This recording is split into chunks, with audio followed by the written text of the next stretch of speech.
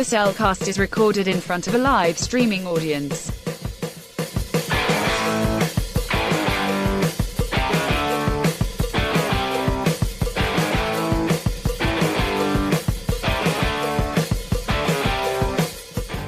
Hello and welcome to another episode of The Cellcast.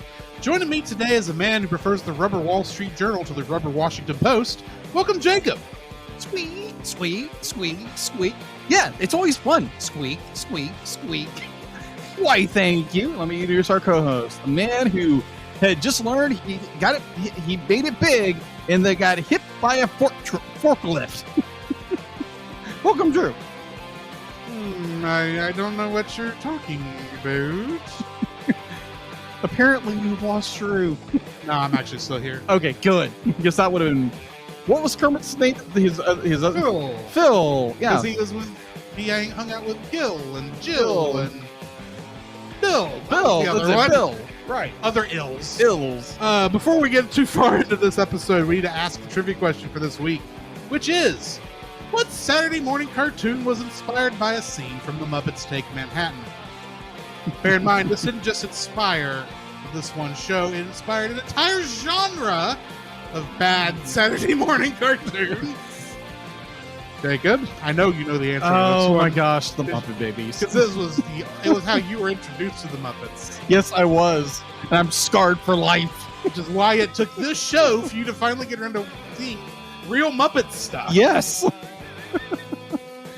So my answer is the Muppet Babies. Yes, Muppet Babies is the right answer.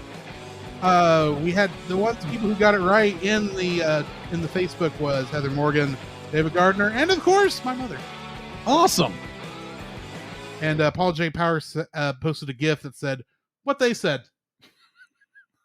So just saying, like watching this film for the first time and knowing this little bit of trivia about the film, it comes up. I'm like, oh my gosh, it really is the Muppet Babies. It is legit, spot on. And bear in mind, Muppet Babies, you know when it came out? 2 months after this movie. That makes sense. Because like it was planned. It's like they built the sets and then they sent pictures of those sets to Toei Animation, who did most of the animation for this show. Or was it TMS? I don't remember. I think it was TMS. One of the Japanese animation companies. Right. Oh my gosh. And then liberal use of stock footage from other shows got thrown in there too. But anyway. Right. And I'd be like, Muppet Babies is not on Disney Plus. It is on Disney Plus. Oh, it is. Oh my gosh. But, okay, let me rephrase.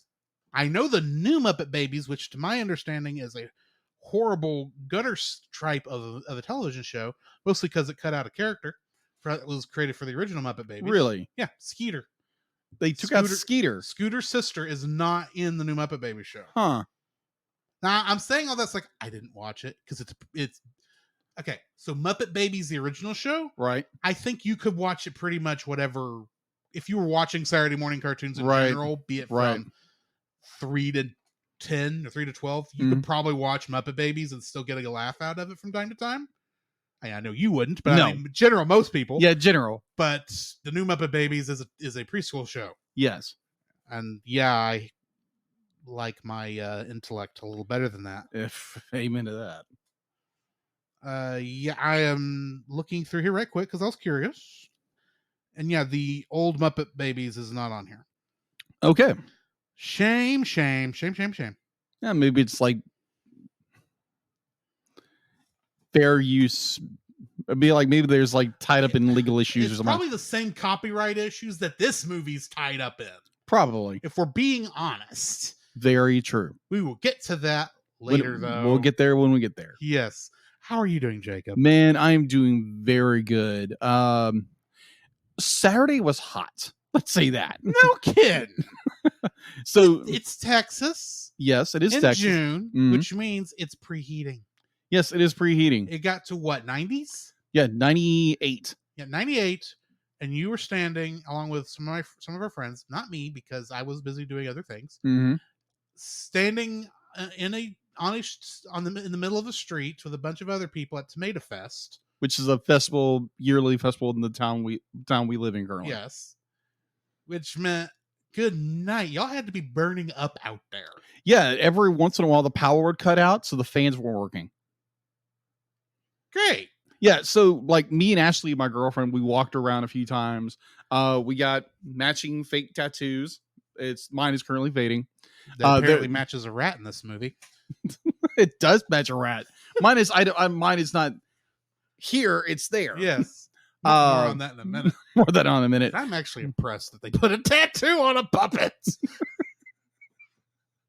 That was clever. The shirt I'm wearing is from Tomato Fest. It's promoting a local coffee shop, or coffee shop in Jacksonville. Mm-hmm. So if you're in Jacksonville and you love coffee, go buy Neighbors Coffee. They're amazing. Other than that, currently my girlfriend Ashley and her mother Miss Colleen are currently in Dallas. They are going to Wyoming to go visit family. Boy, you're just telling everybody where they are today. Well, I said in Dallas. I didn't give them an exact. I didn't tell them what town or street they're on. You said Dallas. Dallas is a town. Dallas is a town. You didn't say what community of Dallas they were in, but whatever. Exactly. Nuance. I'm just giving you a hard time. It's like, well, my girlfriend and her mother, whose name is Colleen. It's like, what if Colleen did find her name on the internet? They will find out. You'll find out next time. When I get it, or I'll get an angry text that says, Drew, go on to, when you go to edit the episode, edit Colleen's name out of the show. She doesn't want it out there. Delete the live feed. Delete all evidence. It was never heard of. Pull the lever. Run the lever. Why do we even have that lever? You programmed the lever, D-Lit? Really? Why? And how did you dig this pit that's underneath my computer right now? Yeah. Thanks. Oh, it's not actually. Oh, yeah, it is solid. Huh. This a hologram? That's interesting. Okay. Oh my gosh. Anyway, continue. The week's going pretty good. I'm actually training for another position where I work this Thursday and Friday. That's gonna be interesting. I'm stuck in a box for 7 hours. That's gonna be interesting, but it gives me time to draw, which is always fun. I'd say something, but I'm stuck in a cave for 8 hours. So. Well, I'm pretty sure my cave is much smaller than my box is smaller than your cave. Yeah, that's why I called mine a cave and you called yours a box. What's in the box? You don't want to know. 2 weeks. 2 weeks. Moving on. But it's going pretty good. I'm going to, Lord willing, I'm going to go watch Jurassic World Dominion this Thursday because we're not having Bible study for reasons. Yeah. Y'all don't need to know those reasons. No, you don't need to know. I don't even know the actual reason. Right. I just know. I know the reason. I know the complete reason I think why. I know the reason, but I don't think I paid attention enough to remember the reason. Oh yeah. And I don't need to know the reason. I was invited to go to the reason. I don't know what went through my mind, but we're not going to go there. No, we're not going there. Moving on. Continue. It's not that, but you already have a girlfriend. You don't need more. Oh, jeez. Moving along. My week is going pretty well. I'm hoping to get my own Patreon started up where I can, promote my own art to encourage myself to do more artwork and get people to I'm pretty sure there are people who would chime in or whatever, but it's just more to try to encourage me to do more art and to be more productive in my art. Mm-hmm. And I've already had people and it's like, yeah, that sounds a great idea. It's just, if you're interested, be like, let me know when I can get started on it, either or. So yeah, that has been my week. What this week has been already. How was yours? It was good. Mine was a lot more cool. Yes, cool is the word, because I didn't get out in the heats. I mostly hung out around the apartment and did some other things that were necessary for podcasting that day. Hint the engineer. Hint the editing of the podcast. Uh-huh. That went out Saturday, and I still didn't get it up to Sunday because Meh. I decided to stream. It happens. But anyway, I did go see Jurassic World Dominion. What did you think of it? I'll get into that when I actually get to what I've been watching. Okay. We're not to that part No, yet. we're not. But yeah, I went into Tyler for that. And really, not much else other than I'm prepping for a project that I'm thinking of doing. Okay. Ironically, it's connected to the show because literally the second thing we recorded for the show, The lost episode that is now lost media, mm-hmm. was related to this. And yeah. it's me attempting to untangle the plot lines of Kingdom Hearts for people who are trying to figure it out as they're going through the series. Bing. I have not decided if it's going to be a part of the normal Cellcast feed mm-hmm. or if I'm actually going to get a separate feed for it. Might be a little bit more money for the separate feed, but I think I'll be all right. But yeah, I am working on that. I've got pretty much an idea of what I'm doing. So keep an eye out for that. I'll let y'all know when I actually put that live. Okay. Look forward to it. But it's essentially the way I'm designing it is it's designed. I'm designing it where as you play the game and you complete a section of the game, you could pause. Maybe you stopped for the day and you going off somewhere else, to go run errands or do something else. You want to put on a podcast and you put on this and I tell you stuff about that section of the game you played about, what happened, what things you should be looking out for there, who acted in those scenes. Is it the original actor from the movie who reprised their role? Is it not? Things of that nature. Yeah. It's more like I'm calling it a companion podcast. Okay. Because it's meant to be like a guidebook while you're going through the series. I gotcha. So yeah, I'm still working on that. I'm looking at maybe releasing those in July. Okay. Because I do still kind of want to aim to have it out before Kingdom Hearts 4 comes out. Whenever it comes out. Still don't out? know when that is, but we did have some news drop today. Nothing real serious. Okay. Mostly there was an interview and it was like stuff, but no real information. Okay. But yeah. This is technically what remains of E3 week. Since gotcha. E3 has not existed since 2020. Huh. Thanks, COVID. Yeah. But anyway. Alrighty. So, Jacob, I have a question for you. What have you been watching? All right. What have I been watching? Thanks, Deedlit. So give me a friendly reminder of what we watched Sunday afternoon. Is it wrong to pick up girls? That is right. That's an interesting show. It's a very interesting show because it's one of those long titles, and it's like because we watched so much over there, like Sunday afternoons, and it was like, which one did we watch again? It's like, oh yeah, that the one that makes you mad because they mispronounce all the names of mythological gods. That is true. That is true. Even though they're not mispronouncing the names because they literally changed the names. Yeah, it's just supposed to make you think of those people. But anyway, right. It's interesting. It's an interesting show. It's annoyed that they call one character Hephaestus. Yeah, Hephaestus. Hephaestus. Hephaestus. Just because Loki is easy to say, no matter what language it is. Either or, be like it's good. I don't think I've really watched a whole lot because it's been a very busy week. I think I threw on Ultimate Spider-Man off Disney Plus. Threw that in or watched that on Disney Plus. Like I threw in the VHS tape. you put it on the TV and then you got your art supplies out and drew while you watch television, which means you drew while you listen to television. We got one of those. I'm saying this knowing this is kind of what happens to me when I do stuff while I've got something playing on television. Yeah. But I still count it. Yeah, that is true. So while I was doing the news, while I was getting prepped for the this podcast, Mm-hmm.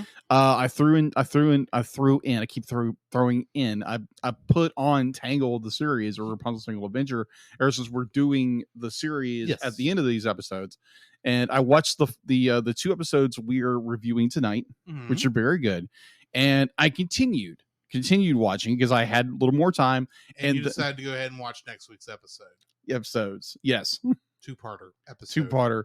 Oh it my originally gosh. aired as one episode. So that is true.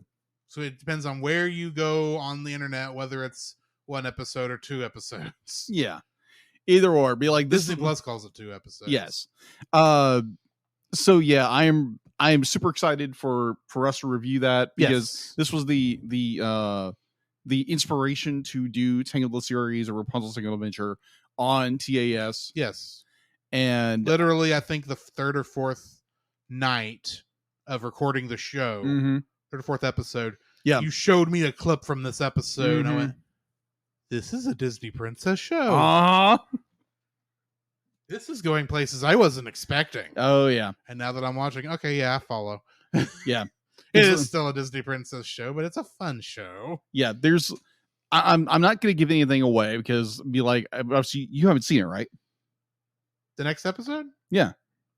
Yeah. When we recorded these episodes originally for the separate part, I've seen it. I saw it. Oh, okay. We got we've got, I think it's only 4 more episodes until we get to the stuff I've not watched. Oh, okay. Gotcha. That's right. But either or, be like, I can't wait to review this for you guys. It's going to be fun. It's probably there again. It is the inspiration for doing TAS in a lot of ways. So yeah, looking forward to that. And the one where Rapunzel loses her memory is it's either that one or like the one right after it. Oh yeah, yeah. One I watched. That's right.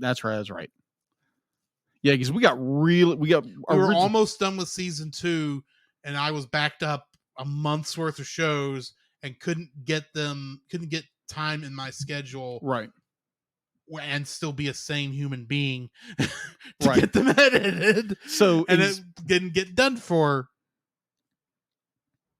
3 years. It sounds like season 1. Yes. So instead of going back and doing editing, which would take a lot more time, we're just going to review them at the end of the episode. That's what we're doing. That's what we're doing. So which is it's honestly easier just to do it the way we're doing it right now. Yes. Than even the way we were doing it before, because scheduling. Yes. Because we have busier schedules than we realize. True. When we were initially making these plans. Because we were initially making these plans, it was March of 2020. Yeah. We had plenty of time in March 2020. Come 2021, different story. But anyways. So yeah, I watched that while I was doing notes. And oh my gosh. First episode, amazing. Second episode, oh my gosh, so good. And it's just the series gets better and better. So if you're not watching Rapunzel's Tangled Adventure or Tangled the series on Disney Plus, go watch it. Or whatever you want to call it this week. Yeah, whatever you're going to watch just go watch it. It's good. The Tangled Show. Yeah, the Tangled Show. No. The Shorty Show. The Shorty Show. If you don't know, you don't know. Let's say that. Moving on. Oh, yeah. So that is all I've been watching far as, just a lot of YouTube and trying to get more into more personal Bible studies. And it's like that is more trying to find a good Bible study that isn't a lecture and then it gives you one verse. Yeah. That is irritating. I know what you mean, but the first thought that went through my head was that thing Chase told us about, of that preacher who spent 20-30 years going through one book of the Bible. Oh yeah. And some of those, like he had to been averaging 3 words a sermon from the Bible. Oh yeah. I've been in one of those for like 2.5 years. Yeah. At our church. I knew what you missed. Like you want something deep that will actually go into what's going on instead of it being random verse number 560 that happens to support what the message the person's trying to get out. Exactly. I knew what you meant, but I was like, some people would fight you over this. It's like, oh yeah, I read one verse, be like, oh yeah, that's all I need is one little verse. I think you need a little more. It's called context, people, but either or. So yeah, that's all I've been watching. What have you been watching, Drew? This is gonna be interesting. Okay, so do you know about Mystery Science Theater 3000? Yes. Okay. What I watched was not Mystery Science Theater 3000, but Okay. the semi spin-off thing that came out afterwards called Riff Tracks. Okay. I watched 2 movies that they had riffed on. Okay. One was called A Talking Cat. A talking. You have to say it that way. A talking cat. It's like, it's as amazing. It's a talking cat. Okay. Cats don't talk. But anyway, no, it's a really cheap movie. Okay. Poorly edited, and the story makes no sense. But the crazy thing is, the cat does talk, but he can only talk to one person once, and then he can't ever talk to him again. Interesting. So when they show the cat talking, you remember stuff like Cats versus Dogs? Yes. That movie, or perhaps The Underdog? Yeah. How they have this nice, good 3D animation to make the dogs and the cats, mouths move like they're actually producing human speech. Right. That's not what happens here. Oh no. This was Photoshop. And they didn't edit in anything underneath the gap where they tried to put it. So that make it look literally, it's like they moved the cat's mouth up and down with the black void of nothingness behind it. Whoa! Like, what is going on? And it would not stop. The movie kept going. Oh, and it was dumb and it was stupid, and I enjoyed myself because listening to them make fun of it. I will never look at what was it they had this, not Spinach Puffs, because that's Emperor's New Groove. Anyway, it is a weird movie, but that's not the only Riff Tracks movie I watched this week. Okay. I also watched something called To Catch a Yeti. Okay. What is this? No, it is not a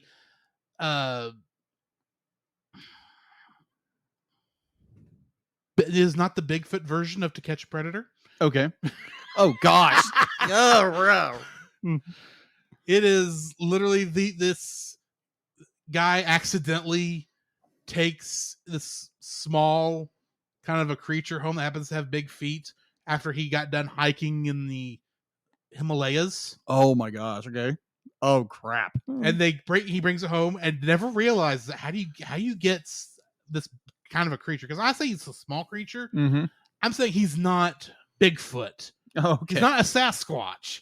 He's literally like the size of a beach ball. Wow. Okay. How he got him home in that bag and didn't realize that he had to have been the only thing in that bag, I will never know.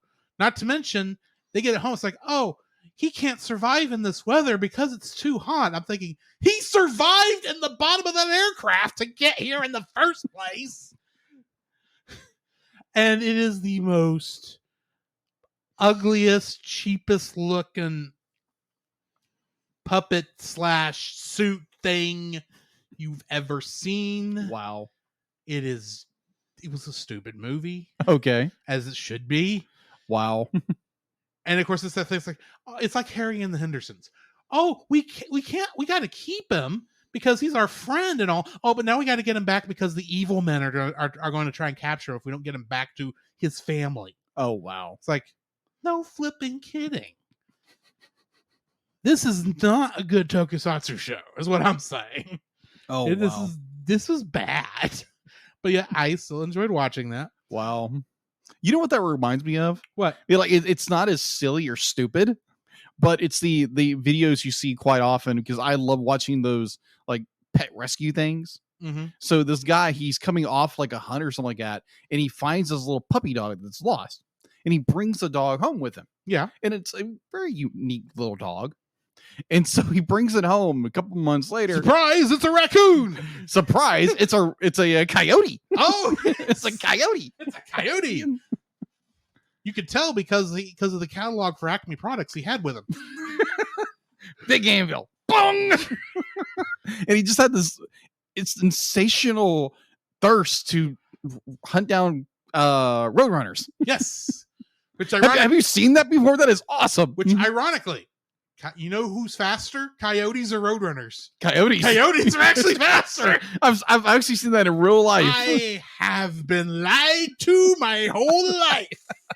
I actually saw one be like in person. Mhm. Was like I saw a coyote and a roadrunner, and the roadrunner took off. The coyote grabbed it. I was like, "What the? That's not the way this works. That's not how this works. That's not how any of This this works." Except that is how it works. Anyway, Anyways, we Yeah. are feisty tonight. yes, we are. This is gonna be a fun episode. So, was that everything you watched? No, I also watched some episodes of Spy Family because it's my current favorite anime. Mm. And I am going to go on the record right here and right now that episode 10 of Spy Family is the greatest tournament arc in all of anime. And it's dodgeball. And it doesn't end. It ends about the way you expect it would end for this show. Oh wow! But there is, I don't want to give too much away, but they do the whole like training type of thing, except it's kids. Yeah. And they throw in allusions to different things. Like at one point, the kid is imagining himself, training to catch this ball. Mm-hmm. And his imagination springs up, and after a couple seconds you realize, holy crap, kids on Namek, this is Dragon Ball Z. It's like, how do you do that? I know it's Shueisha, so you can get away with crap like that, but this is not Toei Animation that's doing this. How did you get away with that? And of course they got away with it because it was all it really looked like was blue sky, green sky, blue grass. Okay. Like Namek always is. It's like, that could be anywhere. We didn't see any Namekians. I don't know what you're talking about. And the energy ball was not blue, it was purple. And then they did an allusion to Naruto by having these kids pretend to do a shadow technique, a double team technique. It's like, how are you getting away with this? Next thing you're going to tell me, you're going to put them on a pirate ship to go find the One Piece. Or the second piece. Yeah, the second piece. No, that wouldn't have made sense with what they were doing. But it was a funny episode, and it was one I giggled and laughed at the whole stinking time. And it ends about the way it would have to.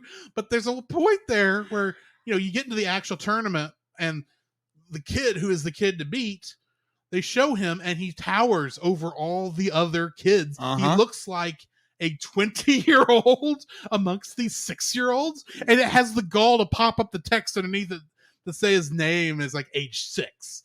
Thinking bull hockey at kids age 6, but they continue because they do a little thing where they show that kid training, and at one point his father comes up, and the kid who looks to be 20 only comes up to this guy's waist. It's like, how? This guy has the proportions of an adult, and he's only that size? This guy looks like a midget, except he's not a midget. He's a 6-year-old. Anyway. Early puberty? It was no, because he's still got a high-pitched voice. No, I'm sorry. No, he doesn't. He has a low-pitched voice. I swear, if Crunchyroll, which is what essentially has all of Funimation in it at this point, because it's essentially all Crunchyroll now. Yeah. If they don't have Chris Sabat voicing this guy in the dub, and he's not doing the Vegeta voice, or better yet, Piccolo, I will not be a happy camper, because that is too freaking easy. I want Piccolo voicing this kid. So get on it, people. Get on it, Crunchyroll. Chris Sabat, Piccolo voicing this kid age 6. I can't remember the kid's name, but it was like Billy Masterson or something like that. Oh gosh. Oh my gosh. But yeah, I watched that, and of course this movie, and but I also watched Jurassic World Dominion. Yeah. What was your thought on that? So I'm going to admit to you that when I go into a Jurassic Park franchise movie, which encompasses all 6 movies, I'm going in assuming I'm getting something like Jurassic Park. I'm expecting hard sci-fi that's based on procedures and such, and is interesting, cool sci-fi thing. I'm not going in expecting a kaiju movie, and there is a difference, right? Because kaiju movies, while they are also sci-fi in most cases, they're also Buck Rogers sci-fi, not hard science fiction. Right. Like the original Jurassic Park actually was, if you read the book. Yeah. I've read the original Jurassic Park. I have too. It is very hard science fiction. It has, but in the movie even follows that. Even the second movie, I've not read the second book, is still a kind of a hard science fiction show. I don't remember the third movie. And Jurassic World is like that. But somewhere in Jurassic Fallen Kingdom, they decided these are not hard science fiction movies anymore. They're kaiju movies. And unfortunately, Fallen Kingdom is not a good kaiju movie. But somehow, I have no idea how Colin Trevorrow did this. The guy who backed out of episode 9 of Star Wars and really should have kept writing it, in my opinion. I have no idea how he pulled this off, but he actually made something I would say is on par with Godzilla versus Kong. Interesting. That's about where I put it. Okay. It's a popcorn munching movie. Yeah. It's a fun movie. It's the kind of movie, it's like, okay, now you have to have all these characters meet for no good reason other than sheer coincidence. 3, 2, 1. There we go. It's like that kind of time. It's like, okay, you have these 3 parties of characters running all around the island. When are they going to meet up? 3, 2, 1. There we go. And now we all have to clamor together so we can make it back to the main thing so we can get off on the helicopter. No, this isn't taking place on an island. This is taking place in the Himalayas. Why is everything in the Himalayas this week? I don't know. Moving on. Yeah. It was a fun movie. As much as I'm making fun of it and joking, it was one of those things where it's like about 5 minutes into it, I realized this is not meant to be a thinking movie, for lack of a better term. It's not meant to be something that's like positing like what would it's trying to. It's trying to have this kind of environmental message about how we should all coexist because we're all stuck in this world together. Right. Is kind of what it's trying to get out. Right. At the same time, I'm sitting there going, go T-Rex, you're going to beat this guy. There's no way you can lose because you're the superhero of this franchise. Doesn't matter that this Carnivorosaurus Rex or whatever his name was is the biggest, they say this twice, the biggest carnivore that's ever existed on planet Earth. I'm thinking, yeah, that's great for him. T-Rex is going to bite his neck off because that's how this works. Because it's T-Rex. He's been the hero since the first movie. Don't you mean she? Because it's a she. I don't know if this is the same T-Rex. I don't know if it's female. By this time, they can make males. That is true. It's only the first movie where they're all females. Okay, now, well, never mind. That being said, Blue has a child. Yeah. She's a female. And they did say, you can't have any children. You're only a girl. It's like, are you saying there's no male velociraptors? Because that's what it sounds like you're saying. Either or.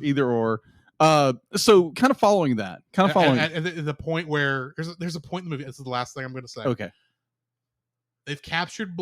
They finally caught Blue's kid that they went across half the world to find after Blue's kid had been kidnapped. Right. Because Chris Pratt made a promise to a raptor. And he's got Blue's kid knocked out and slung over his back, wearing him like a backpack. And Alan Grant says, "Is that a dinosaur?" And Chris Pratt goes, "Yeah." And you just let him stay there. It's like, yeah, I promised. You promised a dinosaur? Yes.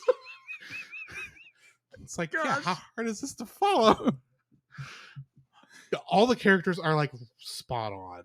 Okay. I think the only character that the only character I really didn't get into was the character that seems to change every movie, and that's the Japanese guy that is the scientist who was behind the cloning techniques in the first place, who keeps showing up in these movies. Oh, Wong? Wong, yeah. He's a different. He seems like he's different in every movie. Oh, okay. In this one, he's kind of that. I made a mistake. Yes, and I want to fix it. It's like, yeah, the mistake in this movie though is not the dinosaurs. Oh gosh. I'll find out this Thursday. There is a plague. I think the next ones are frogs and shadows.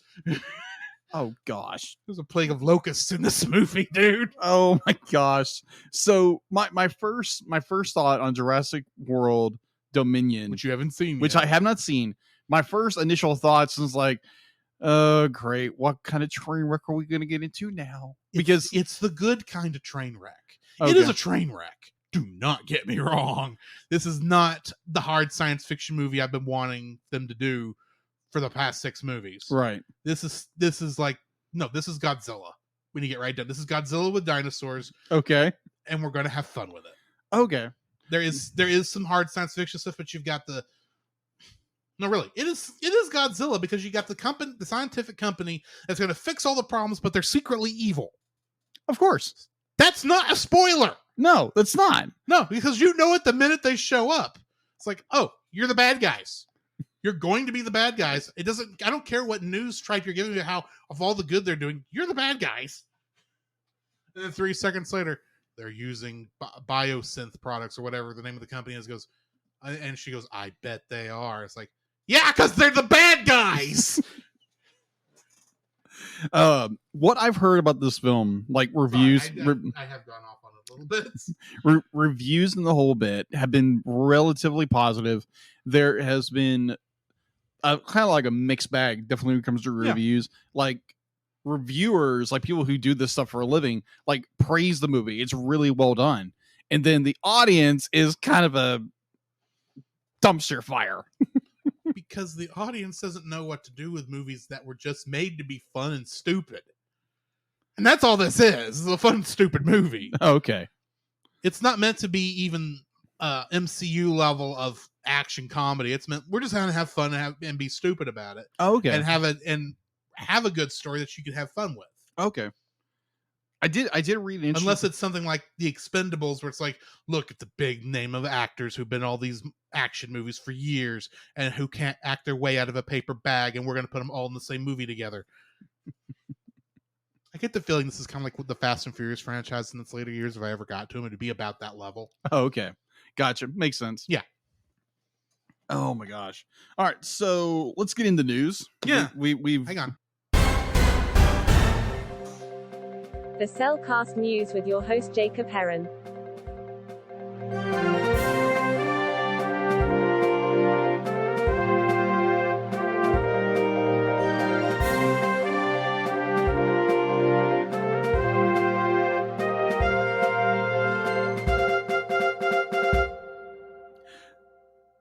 Why, thank you, D-Lit. So Drew did mention 2 things that are in the news right now: Crunchyroll and Dragon Ball. Yes. Okay. So apparently the other day, Today actually. So Crunchyroll, Toei Animation unveiled additional details of the global theatrical release of Dragon Ball Superhero, which is an odd name. It is a very stupid name. Agreed.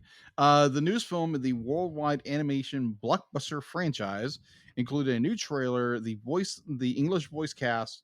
The film will be available. The English voice cast is 90% who you think it is. Yes, exactly. Let's just be honest. Yeah, if you've ever watched anything Dragon Ball, Dragon Ball Z, or Dragon Ball Super, or Dragon Ball GT, it's the same cast. Surprise! Gohan is being Piccolo and Vegeta are being voiced by Chris Sabat. Who would have seen it coming? Sean Schemmel is Goku, as he's been for the past 20 years.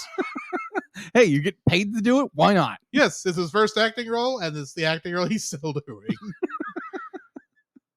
All right, the film will be available both in an English dub and subtitled in its sub, and will arrive in more than 2,300 theaters in the United States and Canada on August 19th, with tickets going on sale starting July 22nd. And you won't know if it's in your area till then. Pretty much. Which The film means we won't know until like the week before. probably. Anyway. The film also will be released in select US-based IMAX theaters. All right, so I bet not ours. Probably not. All right, summary. The Red Ribbon Army. Try saying that 3 times fast. Red Ribbon, yum. The Red Ribbon Army. Yes. Was behind all the androids. Yes, was once destroyed by Son Goku or Goku. Twice. Twice, apparently. Individuals. Well, he destroyed the bulk of the Red Ribbon Army in Dragon Ball, and then he destroyed all the androids created that were part of the Red Ribbon Army in Dragon Ball Z, except for the one that married which Krillin is still weird. and her brother. What? Her brother. Yeah. Wait, what? Yes, her brother is still alive. Yeah, I knew the that. other android that was from That's right. thing. Android 17, 18? 18. 18. 17. Yeah, either or. I don't remember which is which. Right. I just guessed at 19 or 20 because 20 was Dr. Gero and 19 was a clown. All right, so carrying on. Which it was her brother who won the last tournament. But anyway. Drew is not a Dragon Ball fan at all. I still haven't finished Super. I just know what's going to happen. All right, so individuals who carry on the spirit of the Red Ribbon Army have created the ultimate android, a Gamma 1 and a Gamma 2. These 2 androids call themselves the superheroes. They start attacking Goku and Gohan. Surprise, surprise. What is the new Red Ribbon Army's objective? In the face of to take over the world, of course, and its time to arrive is superhero. Let's see. In other news, one of the upcoming anime features is making a splash on this Tuesday, directed by Peggy Holmes. Luck, which premieres worldwide on Apple TV Plus on April 5th. The team behind the movie will screen some of the footage and talk about the making of the film. This is made by Sundance Animation's first animated feature. This is the same studio behind this, J.J. Abrams, I believe. All right, so and going, let's see. And speaking of, apparently at this Annery Festival, I might pronounce it wrong, audience members today were treated with the first look at The Spot, a new villain for the Sony Pictures animated 2-part sequel, Spider-Man Across the Spider-Verse, set to be voiced by Wes Anderson. Wes Anderson featured Jason. I'm gonna butcher this man's name. Schwartzman. Yeah, Schwartzman. Thank you. By Jason Schwartzman, described as Miles. I want to say Miles Morales. I want to say Miles Brower. Miles Morales. No, that's a different person. That's a fox. That's a fox with 2-tailed fox. Most formidable foe yet. The character has superpowered spots on his body that he can send him into any dimension he chooses. He is a deep cut for a villain. Yes. And I think I watched an episode from Spider-Man the Animated Series, which he's in. I was like, oh, that's who this guy is. It just dawned on me. It's like, oh, that's who this cat is. Right. All right. So yeah, and it goes on to who is Oscar Isaac's going to be Spider-Man 2099. 2099, yeah. 2099, that's what I meant to say. He was 2099 in the last movie too. They're in that after credits scene. That's right. Isaiah Ray is going to be Jessica Drew, our Spider-Woman. And yeah, this is to me it's because Spider-Man crap. What's the first film called? I'm sorry. Into the Spider-Verse. Into the Spider-Verse was a phenomenal film. We've already reviewed it. Go check it out. We'll review this one when it comes out, probably. Yes, we will. So that is all we have for info and stuff. unless you have something else. Not that I know of, which means we need to get into the spoiler-free section of our review. Certified fresh and spoiler free. So, Muppets Take Manhattan. I don't know how many times I've seen this movie, because this is one I watched a lot as a kid, along with the other two big Muppet movies that came before this, being Muppet Movie and Great Muppet Caper, that I watched on bootleg VHS as my grandpa recorded off television. Mm-hmm.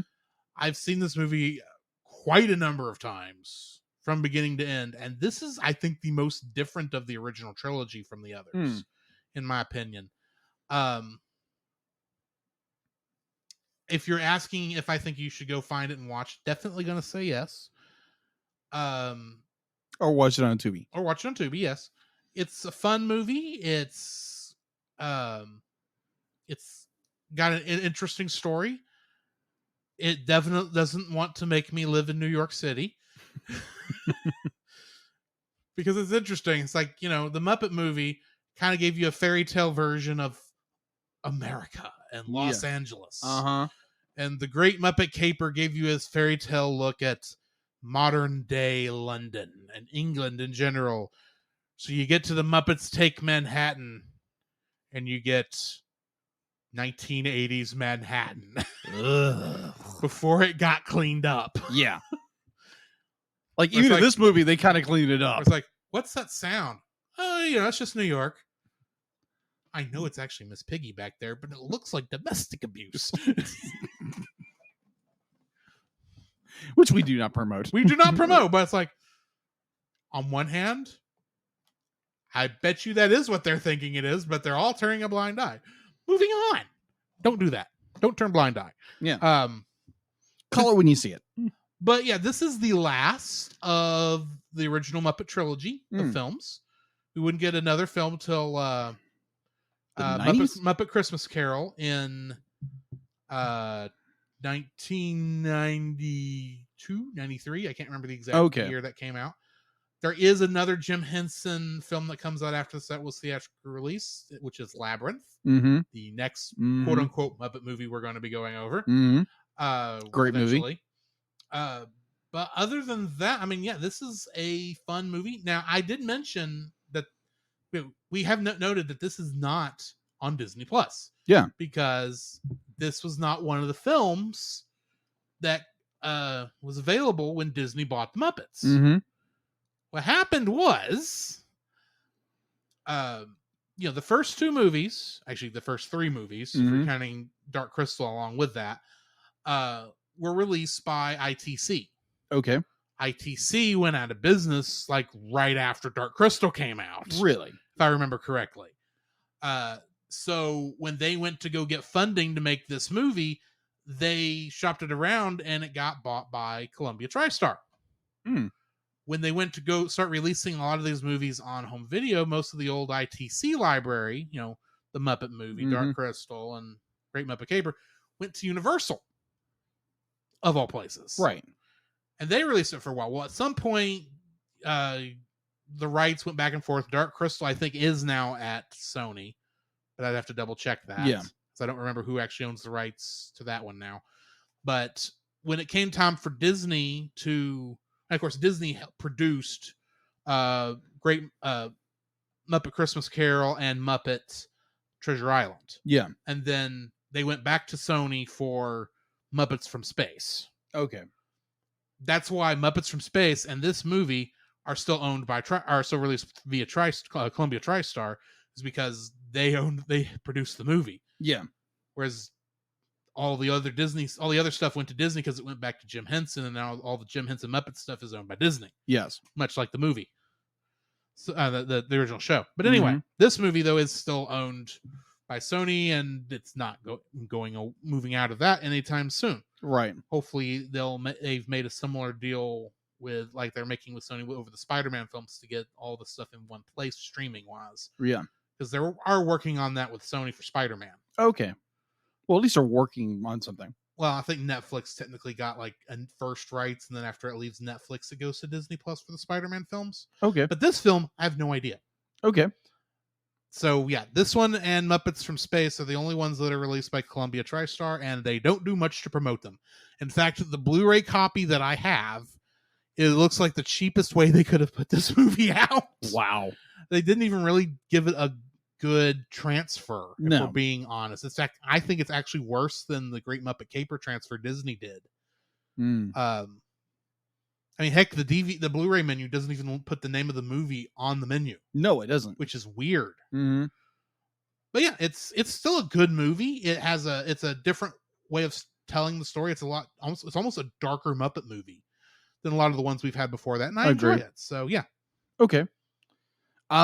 This is my first time watching it. There again, the only real experience I grew up watching Muppets was watching the Muppet Babies, which apparently was exactly hush. Hush. When your world looks kind of weird and you wish that you weren't there, just hush. Close your eyes and Hush. make believe Hush. you can be Hush. anywhere. I haven't seen the show in years, and I know the theme song still. I try to forget it, but either or. I wasn't the biggest fan of that show, either or. But watching this movie, this was interesting. This was an interesting film. It was enjoyable to watch. It's definitely the Muppets from the earlier years, and it's the same old gags, the same old. It's that same old enjoyable thing that Jim Henson did throughout his career, and it's enjoyable. I understand why the Muppet Babies were created due to this film. Other than that, I'd be like, it's a really, I feel like I'm repeating myself. It's an enjoyable film. It's an enjoyable film. There are some little problems here and there with this film because every problem has films, or every film has problems, and vice versa. Yeah, exactly. Yeah, nah. It's worth watching on Tubi. Okay. Not saying anything bad about it. Just it's worth watching on Tubi if you can't find the Blu-ray or the DVD. Well, considering I think mine was like one of the last things I ever bought from Hastings. No. I miss Hastings. Yes. Anyway, let's continue on talking about this film after the bumper so we can get to spoiling this thing. The Cellcast would like to thank the following patrons: Josh Adams, Ashley Cronin Bitter. To get your name on the show, plus uncut episodes, early access to the Cellcast Plus reviews and special art from Jacob, please donate to us on Patreon. This podcast is a proud member of Culture Box. Whether you enjoy geeky reviews, comedy, or original fiction, you can open up the Culture Box and find something excellent for your soul. Point your web browser to culturebox.media. Geek Devotions is a collaboration of devoted geeks that are devoted to letting people know that they are loved. They produce a weekly geek culture-infused devotional, their podcast Com Talk, another podcast where they talk about bad movies called Bottom Shelf, and another podcast where they read books, allegedly. And there are written articles, all designed to encourage and challenge people in the geek community, bridging the gap between their faith and their geekdoms. Find all their content at geekdevotions.com. This show is a part of Pop Americana. For more great shows like this one, please check the link in the episode description. Do you like Star Wars? I don't just mean the original trilogy. Along with that, I mean the prequels, the sequels, the anthologies, the animated shows, and of course, who doesn't like Baby Yoda? Well, if you've been in the fandom for any length of time, you know how toxic the fandom can get. And if you'd like to be able to discuss a galaxy far, far away in a much more positive light, might I suggest searching out The Outer Rim, a Facebook group dedicated to all of Star Wars, and check out their YouTube channel, which you can easily find at Pop Americana, which the podcast you're currently listening to is also a part of. To find that and more, check out the link in the description. Bundy Shinda Bindy did a Muppet movie did it for the feed. If you don't want to be spoiled, then turn it off new. Perfect. You're not going to ask for a translation? Yes, translation. Oh, it's just the following is a spoiler-filled review for the Muppets Take Manhattan. Listener discretion is advised. Bundy Shindy Windy. Bundy flip flip flip flip flip flip flip. Bork bork bork. I don't know how I learned how to do Swedish Chef, but it's pretty good. yes. The Muppets Take Manhattan was written and directed by Frank Oz, who also directed Little Shop of Horrors, the one with Rick Moranis in it. Mm-hmm. It was also written by Tom Patchett and Jay Tarsis. Cast for this one includes, of course, Jim Henson as Kermit the Frog, Rolf, Dr. Teef, Waldorf, Swedish Chef, Ernie, Granny, Horse and Carriage Rider, Link Hogthrob, The Newsman. And, by the way, this first couple, I pulled from the same location of their stuff. Really? Of what else they did, because I bet you didn't know that the Muppets were on Saturday Night Live for a time. Regular cast members of Saturday Night Live for a time. Really? Only in its first season, back when it was still just called Saturday Night because of some legal issues, understanding. And it was just a segment where they just kind of did the same kind of skit, but they changed, or same setting of a skit. Yeah. Called The Land of Gorch. Really? Yeah. It was a kind of aliens on a strange planet. And on that one, Jim Henson played King Plubus. Huh. But it's only in season 1, and apparently the SNL writers, since they were the ones who had to write it because of the way the stuff came back and forth, right? And the SNL writers hated the concept of this little segment. It didn't go very far, and the writing was not that great. But technically, those were Muppets, and they were in the Muppet movie because they had to pull every Muppet they could for that last shot. Frank Oz, who I mentioned directed this, also is the voice of Miss Piggy, Fozzie, Animal, Bert, Cookie Monster, Ocean Breeze Soap Board member, and Sam the Eagle, and he was the mighty Favog in that those Land of Gorge segments. Jerry Nelson. Whoa, wait a minute. Okay, hold on. Oh, yeah, he's also Yoda. Yeah. Just saying. Be like, you're missing Yoda of all characters. Just saying. All right, continue. Yeah, missing Yoda. Jerry Nelson was the voice of Camilla, New Zealand, Floyd, Bear, Chicken, Crazy Harry, Dog, Dr. Julius Strangepork, Granny, Penguin, and Pops. And in those Land of Gorge segments, he was Scred. Scred? Scred. Okay. Character's name. Oh, yeah, one of the rats. Yeah, no. Not on the Land of Gorge segments. He was just called Scred. Oh, okay, never mind. I thought there was a rat in this movie called No. Scred. Never mind. Richard Hunt was the voice of Scooter, Statler, Janice, Beaker, and Dog. And this is the last of these Land of Gorge ones. He played a character named Weiss, which was apparently a pothead, or the equivalent thereof. And the disappointing son of the king. Okay. But anyway, David Goles voiced Gonzo, Chester the Rat, Bill the Frog, Zoot, Beauregard, Jim the Dog, Dr. Bunsen Honeydew, and a penguin. And on the television show Dinosaurs, he played the father, Earl Sinclair. Steve Whitmire was the voice of Rizzo the Rat, Gil the Frog, Baby Kermit, Chicken, and a college student in the audience. And he was Ernie in Sesame Street. He replaced Jim Henson as Ernie after Jim Henson passed. Oh, okay. On that on Sesame Street.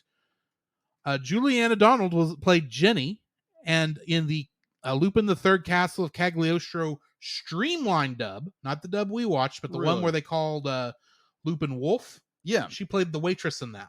That's in that restaurant. Okay, yeah. It was literally her first role. This was her second role. Wow.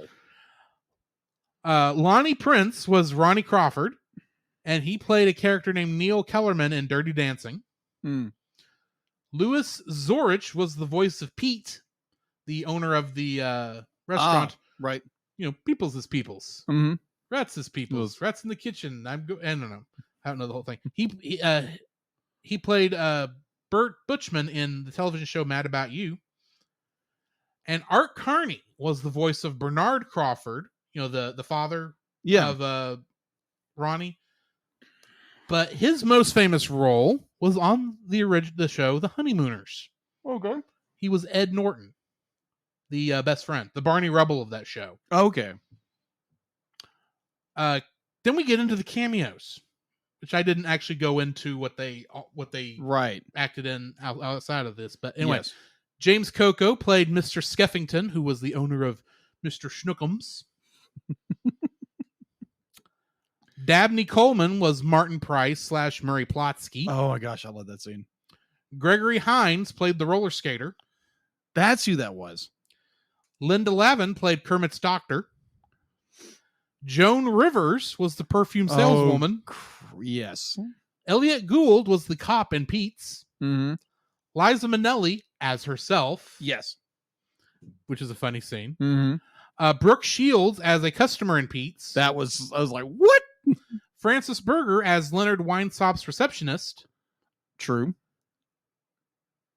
The Honorable Ed Koch as the mayor of New York from 1978 to 1989. They got him while he was still mayor. Wow.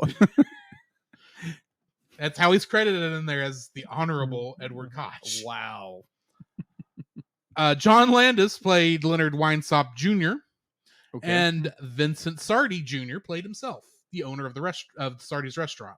Really? The actual owner of the restaurant played himself in this movie. Wow. Okay. Interesting. Kingdom Hearts connections. They're actually connections? There is a connection. You know what the problem here is? What? I wrote down that the guy who's the connection was a train conductor in this and was additional voices in Kingdom Hearts 3, but I didn't write down the guy's name. Hang on. Womp, womp, womp. John Eric Bentley is our Kingdom Hearts connection for this week.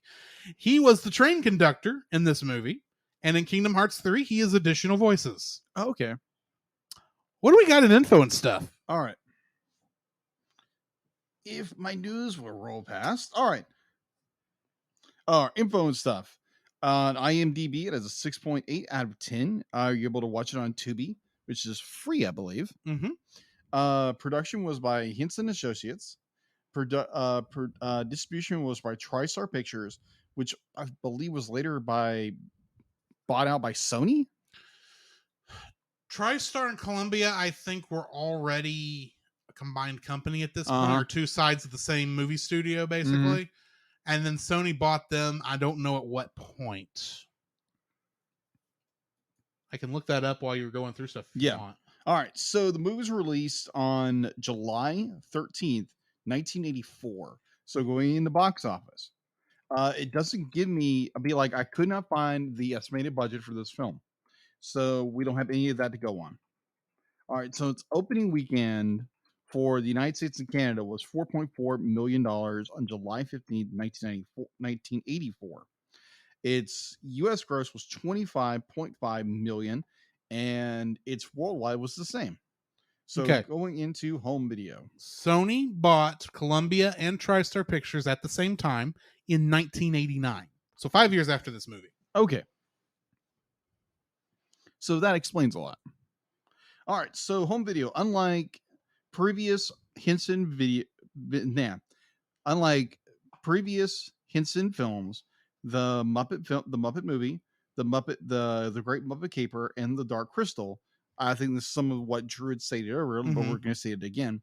The Muppets Take Manhattan originally released for TriStar Pictures and not produced by ITC Films, mainly because ITC was suffering from extreme financial difficulties at the time. They were dying. Apparently. And unlike the previous film, the distribution rights for the Muppets Take Manhattan did revert to the Jim Henson Company in 1998, but it did not revert to the Walt Disney Company in 2004. Due to this, it is one of the three Muppet films, along with Muppets from Space and the direct-to-video feature Muppets are Kermit's Swamp Years. That's right. Yeah. These home video distribution rights are still controlled by Sony Pictures and not by Walt Disney Studios. I forgot about the straight-to-DVD Kermit Swamp Years. It's kind of a meh movie. Okay. It's not bad, but it's just like, there's a reason it's straight-to-video. We'll eventually get around to it. Yeah, eventually. All right. The Muppets Take Manhattan was first released on VHS and the now defunct CET video disc format. The capacitance disc, the CED. Compassionate disc. Yeah, okay. I've never heard of this. I only know of it because I watched some YouTube stuff that Technology Connections did, and he was doing like this full, like he was going through like these major video formats that were released by different companies and going through like the full history of them. And he got to CED, which is like what happens if you try to make a laser disc out of vinyl, basically. Okay. But it uses like some kind of magnetic capacitance is somehow involved with it. And it was one of those things where had RCA gotten their heads out of their butts and got it done finished 10 years before they did, it actually would have beat out Laserdisc. Really? And actually was actually a better product than Laserdisc, but Laserdisc was already on its way out when the capacitance disc came out. Really? That's interesting. That's an interesting bit of trivia.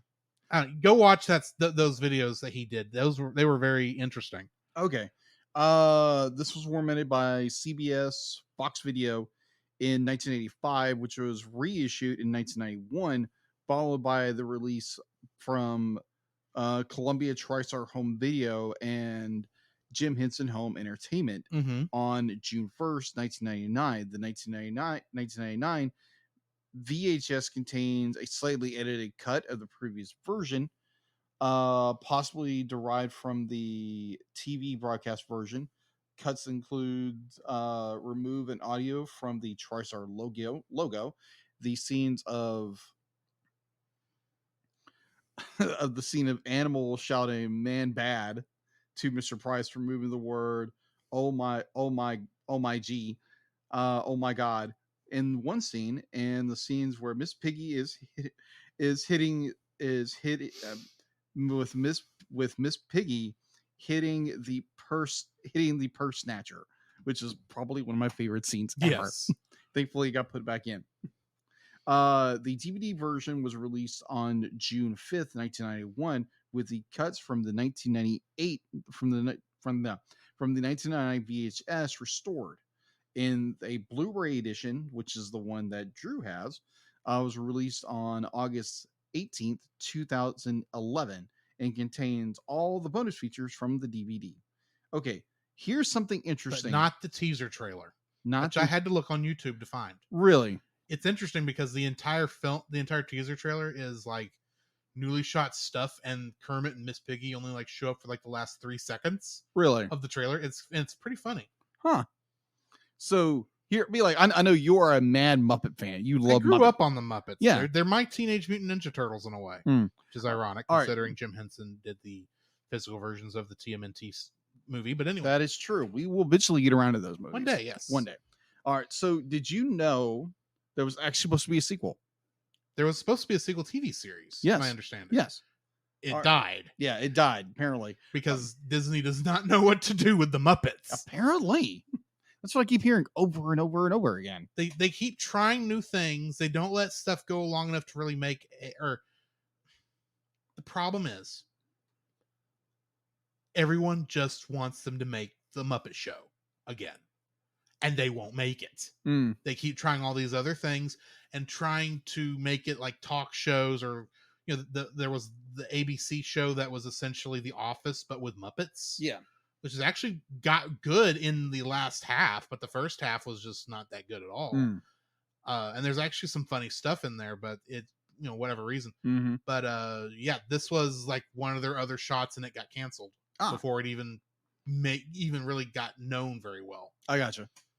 All right, so on February 2019, it was announced that Once Upon a Time showrunner Edward Kissis, I'm probably pronouncing this wrong, and we're working with actor Josh Gad from Frozen on a TV series titled Muppets Live Another Day, set after the film's events on Disney Plus. The series was focused on the Muppets, who disband sometime after the film's events, reuniting with after Rolf disappears. However, on September 19th. This isn't that much further out. Yeah. It was announced that the series had been scrapped due to creative differences following the executive change at the Muppet Studios. Plus, you also have the small issue that it's being based on a movie that Disney can't control when it's ever going to get released. Yeah, that makes sense. So And it's not like Sony is going out of their way to put this movie out there where you can find it, because it's just barely on Tubi. Yeah. So anyway. All right. So that is all I have for info and stuff. All right. Getting into the summary. The Muppets have graduated from Danhurst College and entertain their fellow graduates with their theatrical production of Manhattan Melodies, which is their senior variety show. Upon the suggestion of taking the show to Broadway, the Muppets proceed with the idea, certain they will become stars instantly. Arriving in Manhattan, the group meet producer Martin Price, played by Dabney Coleman, but the police arrive and reveal he is a wanted con artist named Murray Plotsky. Plotsky tries to flee, taking down Gonzo and Camilla hostage, but is taken down by an enraged animal and is arrested, leaving the Muppets' hopes dashed. They try other theatrical producers to no avail, leading to their morale and finances taking a nosedive, which is amazing considering they were paying 25 cents to live in lockers. Mm-hmm. Thinking they are becoming a burden to Kermit the Frog, when he snaps at them, the rest of the Muppets agree to go their separate ways for new occupations, though Miss Piggy secretly remains in Manhattan to keep an eye on Kermit. She's a spy. Though disappointed by the development, Kermit vows to make the show a hit and enlists the assistance of diner owner Pete, played by Louis Zorch, his daughter Jenny, played by Juliana Donald, who is an aspiring fashion designer, and the diner's staff of rats led by Rizzo. Attempting to promote the show, Kermit first poses as an eccentric producer, bragging about the musical's quality, but the producer he meets, John Landis, discards the script after Kermit makes his exit. Kermit then poses as a famous playwright, having the rats insert a caricature picture at Sardi's restaurant by replacing Lisa Minnelli's picture with it. When Minnelli comes in and notices it missing, she asks Vincent Sardi if she did something wrong to get it removed. When the rats are exposed, Sardi discovers Lisa's picture near Kermit. This causes Kermit and the rats to get thrown out of the restaurant. Kermit learns from the others that Scooter got a job as a house manager at a movie theater in Cleveland, Ohio, where he finds the Swedish chef as the popcorn server and Lou Zealand as a dedicated viewer of a 3D movie. No, Lou Zealand is producing the actual practical effects for this 3D movie by throwing the fish at the audience, which was hilarious. That was hilarious. Fozzie Bear joins some other bears in hibernating within the forests of Maine, where he has had a hard time sleeping. Dr. Teeth and the Electric Mayhem have a gig in Pittsburgh, Pennsylvania, performing in a retirement home, which looks like a polka festival to me, but whatever. And the Great Gonzo and Camilla the Chicken are trying to make a successful water skiing act in Michigan, which is also a very funny scene. That is. Rolf the dog, however, is working at a dog kennel in Delaware.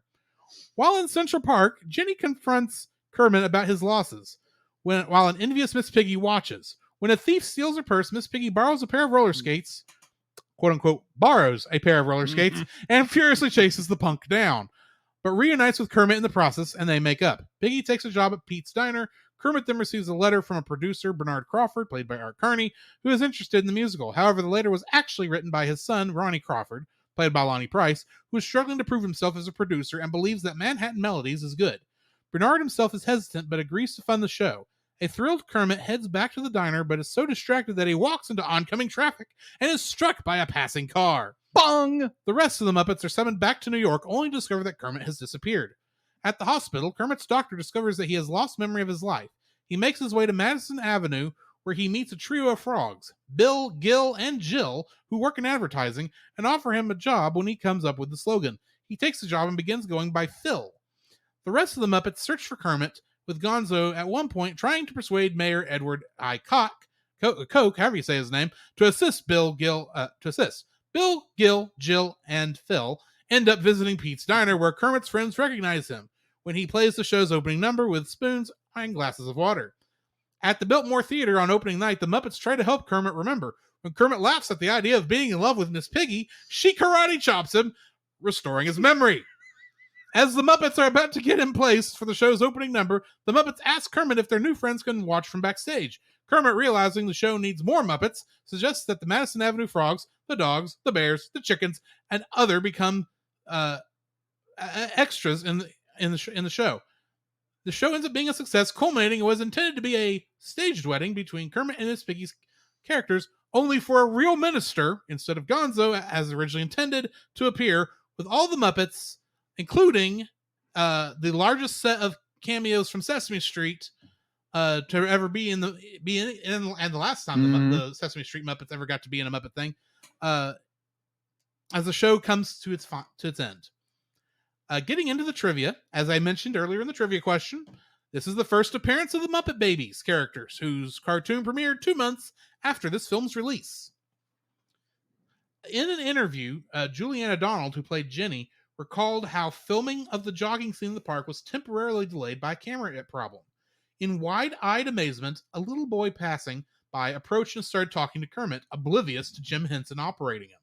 Despite the surrounding commotion of technicians trying to fix the camera issue, Jim started interacting with the boy. Moments later, Jim found himself doing an impromptu performance with Kermit for an entire group of children who had gathered around to watch. Juliana said, "It was so memorable to me because time just stopped. It was a wonderful, magical moment where you experience someone's true joy with their work." Mm-hmm. The portrait of Kermit in the producer's disguise has become a permanent fixture at the real Sardi's and can be seen in other movies set there. Really? Yeah. Wow. The kennel at which Rolf is working has several dogs in labeled cages.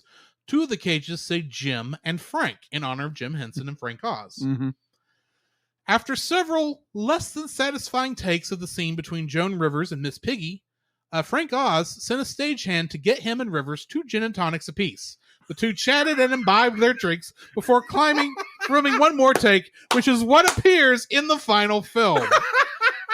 That explains so much.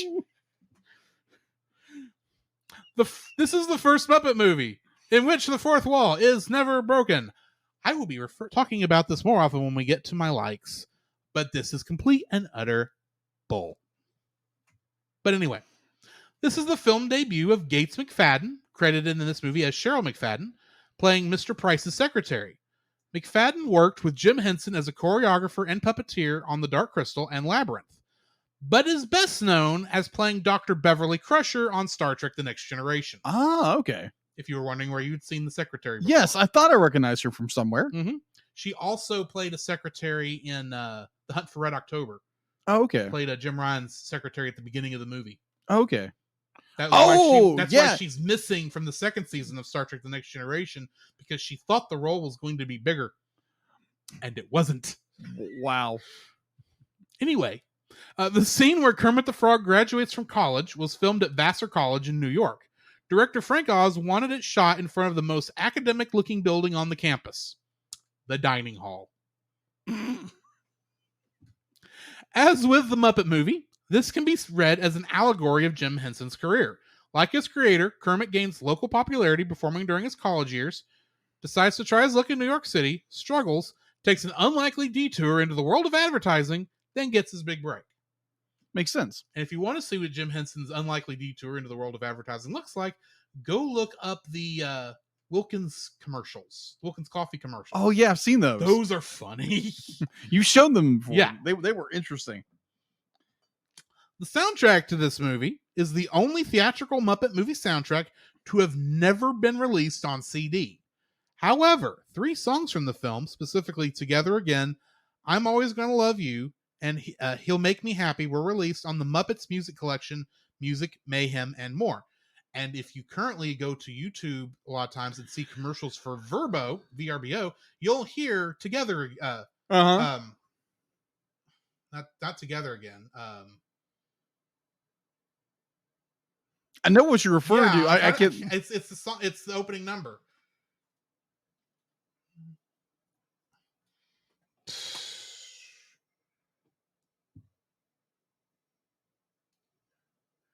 Now you're here.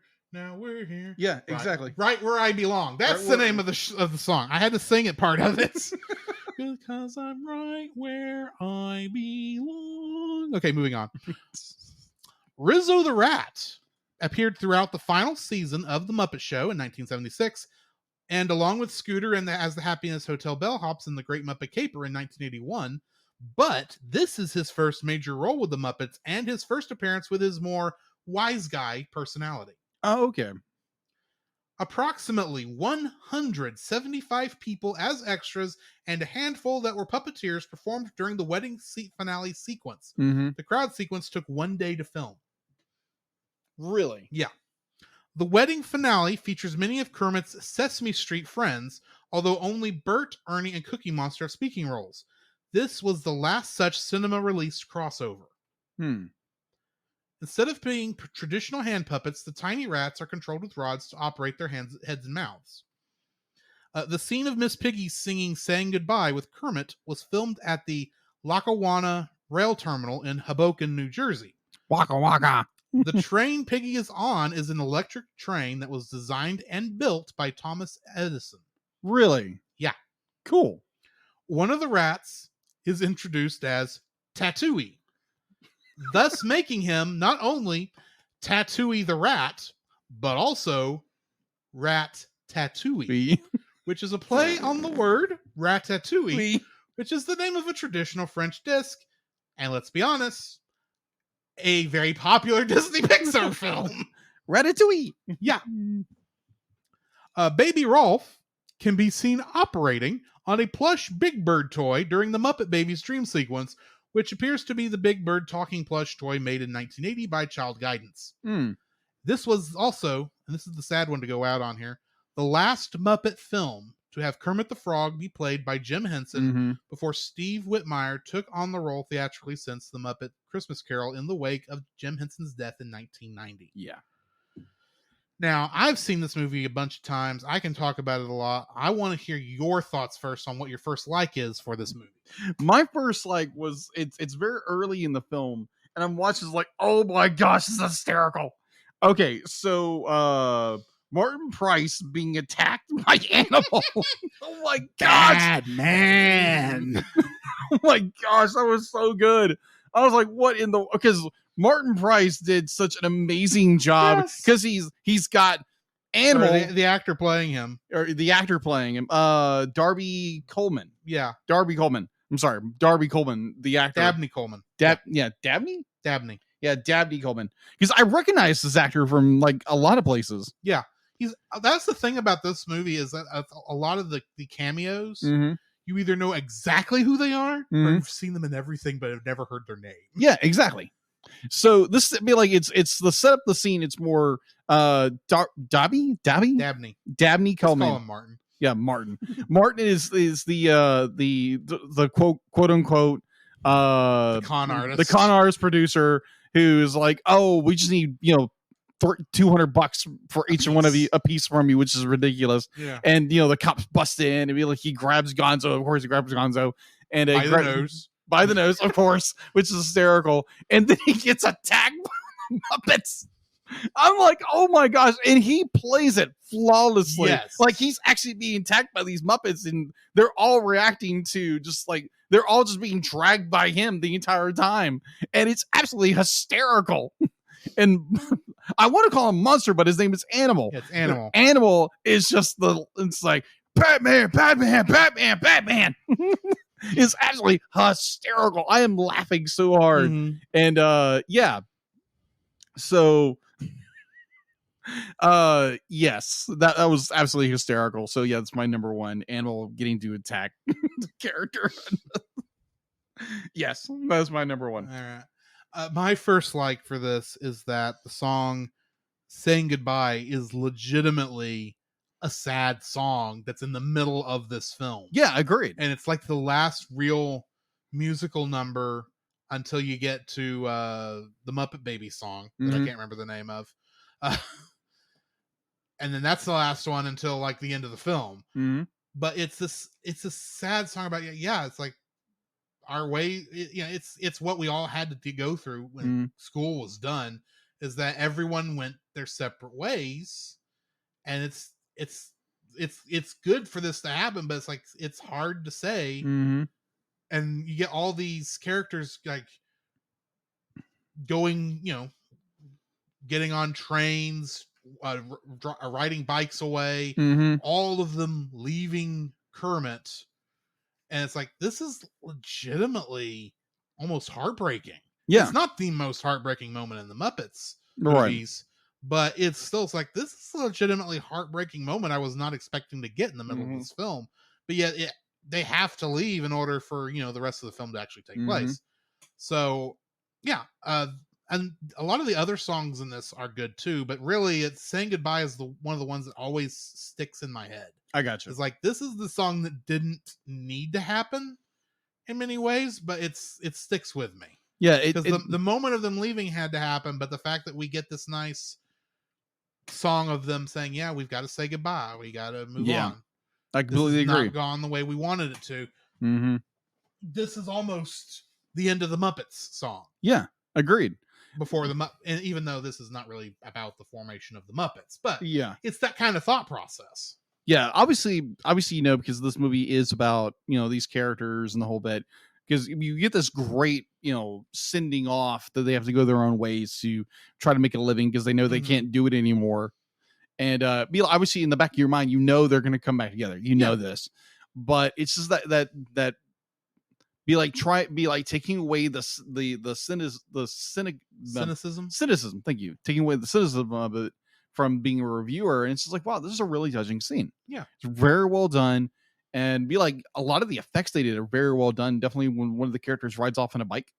Yeah, well, it was the same tech they did in the last film. Yeah, but it's still very well done. Very well done. Very well done, and it's touching. It's like you said, it's kind of heartbreaking in a way. Yeah, and it's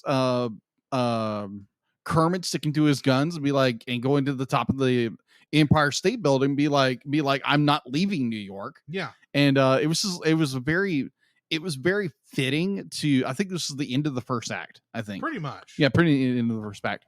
And it was good. It was a very well done, very well executed. And there again, touching, very touching song to have these characters send up, even obviously, they're going to come back together. Right. But it's good. It's a very well done scene. So yes, very much agreed. So going into my second, I find myself actually just loving scenes in this movie. Yes, it's not. There's a lot of great scenes that thankfully all work together. They do as a story. They do. So my scene is Miss Piggy on rollerblades. So the fact that it's a great chase scene. It is a great chase scene. So Miss Piggy has been stalking Kermit all over the place and getting madder and madder because him and Ginny are becoming friends. And that's all it is friends. Just friends. You know how hard that is to explain to people? I know. I know. It's like they're just friends. This is why this is not a love triangle thing. I mentioned to Francisco Sunday we were reviewing this movie. He says, "Oh yeah, I didn't like that movie because the love triangle." So there's not a love triangle. Because it's an assumed triangle. Love triangle means that Kermit, as the focal point, because he would be the focal point if this was one, has to have romantic feelings for both Jenny and Miss Piggy. Yeah, he has no romantic feelings for Jenny. They're just friends. Now, granted, if things went the other way and he never saw Miss Piggy again, maybe that would change. But at the moment, that's not where it's going. And being someone who has been in those kind of situations before, trying to explain, be like, hey, we're just friends. That's all that's going on. Right. But yes, believe me. Yes, I've been in situations like that. Those are interesting. So it's Miss Piggy. She's already furious and she gets purse snatched. And you get another one of these great moments where some poor soul is having to be a body double. Have to wear a Miss Piggy suit while rollerblading through Central Park. And it's very well done. It's done well. And there's a great shot where she's angry that I think I posted on Twitter. Yeah. It's like so great. Which was like, does this make the Muppets kaiju? Apparently not, from what that conversation went. But anyway. But it's just the overall tone of the scene. It's you have a very mad Miss Piggy and she's missing her purse. Yes. And you understand the point she has in her life. She doesn't really have a whole lot, but she's trying to get her frog back. And this guy has snatched and man, this guy can run fast. Yeah. Oh my gosh. And then this whoever did the stunt work for Miss Piggy doing this rollerblade stuff did some really good work. And I was just I was impressed by this because I could think it was a smaller person, or maybe it was just forced perspective in which they were shooting it. But this was done very well. It'd be like, and the point, like every time you saw Miss Piggy up close, it was this furious pig look, and it was hysterical. And the point where the thief, like, goes through here and here, and he thinks he's finally lost her, and he's hiding, he's pulling stuff out, and here comes Piggy over the side of the cliff, just like just piggy rage. It's absolutely hysterical. She barrel tackles him, and it's just a great scene. And then you get the scene of Piggy and Kermit reuniting, and it's just a very well done scene. It's hysterical. It's funny, and I just really enjoy it. So yeah, that's my second. What's yours? Okay, before that, I do want to point out that I just looked up who the Miss Piggy stunt doubles were. Right, there were 3. Okay, in for that sequence, but it doesn't specify. Cheryl Blackman, Denise Lucadamo, and Krista Tomasulo were Miss Piggy. At least one of those was at least Miss Piggy through some parts of the scenes. All 3 at different points. Oh, okay. So yeah, my what are we on, number 2? Mm-hmm. My second one is the jobs that all the other Muppets. Oh gosh! Oh my gosh! Yes. You get Rolf's. Where it's like the dog running the dog pound. That makes a lot of sense. Yes. And then also, but Rolf, we all want to get out. We all want to go home. And then he starts howling along with them. And then while he's holding Mr. Schnookums, who was just dropped off, who apparently likes the rubber Wall Street Journal better than the rubber Washington Post. It's like, of course he does. He's from New York. Of course. And then you get Scooter at the running the movie theater, or passing out 3D glasses at a movie theater. That was a great scene. The Electric Mayhem doing the post office, the polka party, the polka festival, and poor Fozzie Bear getting sexually harassed in a cave. Oh my gosh! Yes. It's like, because at that point there, it's like, how do they do it? How do they all get to sleep so much? And then the bear next to him wakes up and says, "Oh," and it's obviously a female, says, "Oh, are you having a hard time going to sleep too? Here, why don't we cuddle?" And Foz just going, like, I don't know what to do. But all of that pales in comparison. Oh my gosh. To Gonzo and his water acrobatics show with the chickens, who are not singing the song Gonzo said they were singing, by the way, because they were singing the William Tell Overture. But that poor guy who was driving the boat, who's like, doesn't want to be there, and he doesn't even follow the course as everything goes to pot. Of course, it's Gonzo. The whole that's Gonzo. That's how all of Gonzo's stunts go. Yeah, of course, they go terribly wrong. They go completely and terribly wrong. That's the gag. So yeah, all of those sequences. I would even say Miss Piggy and Joan Rivers trying to sell perfume. Oh, that was understanding the full context, what's going on behind the scenes was absolutely hysterical. It makes much more sense as to why it went that way. It does. Because it's like, it just went stupid for like 5 seconds. Like, of course it went stupid. They were drunk. They were a little tipsy. Just a little tipsy. Yeah, all of those are my second like. What's your third? My second like is there again another scene. Third like. My third like is another scene. And it just fits so perfectly. So Kermit has lost his memory. He has amnesia. And he's in the diner. And he is confronted by the entire gang. And he doesn't remember who he was. And he's what's his name again? Phil. His name is Phil, and with Bill and Gil and Jill. It's so be like the gang is trying to. And they sell Ocean Breeze soap. It gets you clean. You mean just say what the product does? Has anyone ever tried that before? Oh my gosh. So be like they're trying to jog poor Kermit's memory. He has no memory of it. And what was I know what you're about to describe. Go ahead. so be like he's so be like Miss Piggy's like, look at me, look at me, look at me. Be like, I love you, be da, da, da, da, da. And he starts parading her. It's like and saying everything any human watching this has ever thought. It's like, why would a frog and a pig fall in love? Exactly. The And it's like, oh my gosh, someone's the gonna get hit. The only thing we don't get is the bouncing baby figs. And I don't remember what Muppet thing that is from.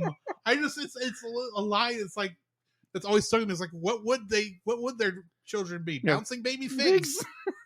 But it's absolutely hysterical. Like you said, the fact that they like it's every thought you've ever thought of ever watching Muppets anything. It's like a pig and a frog getting together. Sounds ridiculous. Sounds ridiculous, but it's just the okay. Sorry, go ahead. It's the funniest thing where he is literally just letting all of our thoughts come out onto the screen, and it's absolutely hysterical. And Piggy slaps him. So the bouncing baby figs is from an early episode of the Muppet Show, episode 104, which is who was in that? Who's the guest in that one? The Ruth Buzzy episode. Yeah. In that, a robotic Kermit impersonator tells Miss Piggy, "Let me take you away from all of this. A marriage made in heaven, a frog and a pig. We can have bouncing baby figs." But overall, that scene is absolutely like it's really well done. It's a very well done. So like all of these scenes in the movie is very well done. Like if you didn't have such a confident director as in Frank Oz. Thank you very much. Like just every scene kind of just glues together, and you have this culmination of like the gang getting back together, and you have the wish fulfillment of all the audience members thinking out loud through Kermit, and then he gets pounded by Piggy, Yes. and that's what jogs his memory. Of course. I was like, oh, I don't know. Be like, I can't remember exactly what he says, but it's absolutely hysterical. Mm-hmm. But I am sitting there like I'm slack jawed. I'm like, when is he gonna get hit? When is he gonna get? It's coming. It's coming. Like, at some point, Piggy's gonna have about all she can take of this. And he goes flying. It'll either be out of anger or out of sadness of a broken heart, which is kind of both. And the fact that it jogs his memory, it's like, yes, oh, everything's fine now because that really wasn't Kermit. Yeah, in many ways. Well, it was Kermit, but it was Kermit it was Kermit, but it wasn't the Kermit that had spent 5 years on the Muppet Show and 2 movies working with her. Right. Even though this is not well, more on that here in the next minute. Yeah. When I get to my third like. All right, so that's my third like. Oh, so then I'll jump into my third like. Go My for it. third like is actually bouncing off of something I mentioned in the trivia that I called complete bull. Okay. And that was that this movie never breaks the fourth wall and is the first Muppet movie to do so. Okay. Here's the thing. If we consider Muppets in general as a single franchise, okay, it's all based off the Muppet Show. Yes. The Muppet Show was about this group of performers, the Muppets, that performed a variety show in this theater every week. Yeah. Which means anytime you saw the characters, they were in character. Yeah. Whether they were, you saw them backstage, of course. Mm-hmm. But I mean, anytime they were seen by the audience, they were in character, even if that character was essentially them, but, distilled into simple things. Mm-hmm. Fozzie Bear being an unfunny bear, Miss Piggy being the diva, that sort of thing. Right. If we are to assume that these are movies made by the Muppets in the same way that each episode of the Muppet Show was a performance performed by the Muppets, that means that the Muppet movie is a movie that was made by Muppets. Great Muppet Caper was a movie made by Muppets. If you're following my thought process here. Yes. Muppets Take Manhattan is a movie made by Muppets. All the thought processes go through that mind. You can see this in the Muppet movie because throughout most of that movie, we are watching a movie that is at the same time being way the story works, being watched by the Muppets at their first screening of the film. That is the whole context of that film. Yeah. The Great Muppet Caper, they mentioned many times during their quote-unquote fourth wall breaks that they're making a movie. Like, somehow a cut that wasn't supposed to get in there made it into the film accidentally. This film really doesn't have one of those spots, but if it's following the same logic the others are, which, why wouldn't it be? Then this is a film about the Muppets making a movie about a group of performers making it big on Broadway. Okay. Which means even the Kermit and the Miss Piggy we see throughout the movie is not the Kermit and Miss Piggy, the actors that we see backstage on the Muppet Show. Okay. You follow my logic here? I think so, yeah. Okay. Fast forward to Manhattan Melodies. Okay. Before they go out on stage, when Kermit just gets his, I'm kind of bouncing off of where you left off. They're about to head out for the stage to sing the opening number, and Kermit decides, we need to bring on more dogs and chickens and frogs and cats, and I didn't say cats, but oh my, more whatever's on the stage. We need more of these Muppets on the stage, and they go into this big whole song and dance number. They go through 3 songs like fairly quickly, including the opening number, somebody's getting married, and then She'll Make Me Happy. The thing is about She'll Make Me Happy is most of She'll Make Me Happy isn't actually, we're not seeing from the point of view of the musical. Before we go into that song, the camera has shifted into the church. And from that point on, I personally don't think we're at the musical anymore. Okay. I think we're like maybe 2 or 3 months later on, where the characters that Kermit and Miss Piggy have been playing throughout the movie, those characters are getting married, but the idea is that the actors weren't getting married. Except the last point where they're up at the altar and the minister comes out and it's not being played by Gonzo. And I really think this is the way my brain works. Okay. That when Kermit turns to Miss Piggy and says, "Piggy, I thought Gonzo was playing the minister," they meant that the movie Gonzo, the actual actor Gonzo, is supposed to be playing the minister, not the character Gonzo. Okay. That follow? Yeah, I think so. And in that moment, Miss Piggy, after 5 seasons of a television show and 3 movies, finally tricked Kermit the Frog into marrying her on screen. Sneaky pig. She'd do it too. But here's the other interesting thing. Okay. Hey, that does mean the fourth wall was broken, because the characters, while not speaking to us about speaking Gonzo, to each other, they spoke to each other outside of the context of the movie, which is breaking the fourth wall. Okay, I see your logic. Yes. But here's the interesting thing. If you're following all of this as one franchise, and we're just happen to see these different movies the Muppets make, before this movie, throughout the TV show and the other 2 movies, the relationship between Kermit and Piggy has been the same will they, won't they kind of love relationship you see in other things like Cheers between Sam and Diane, other things like that. After this, you go to Muppet Christmas Carol. They're married in that. Now they're playing Bob Cratchit and his wife. Right. But interesting, they have kids in that, which is also interesting. But interesting how we're in assumed marriage after that movie. Right. And then the next one where Kermit is playing I don't remember the names of the characters in Treasure Island, but Kermit is playing the captain of the ship from Treasure Island. Right.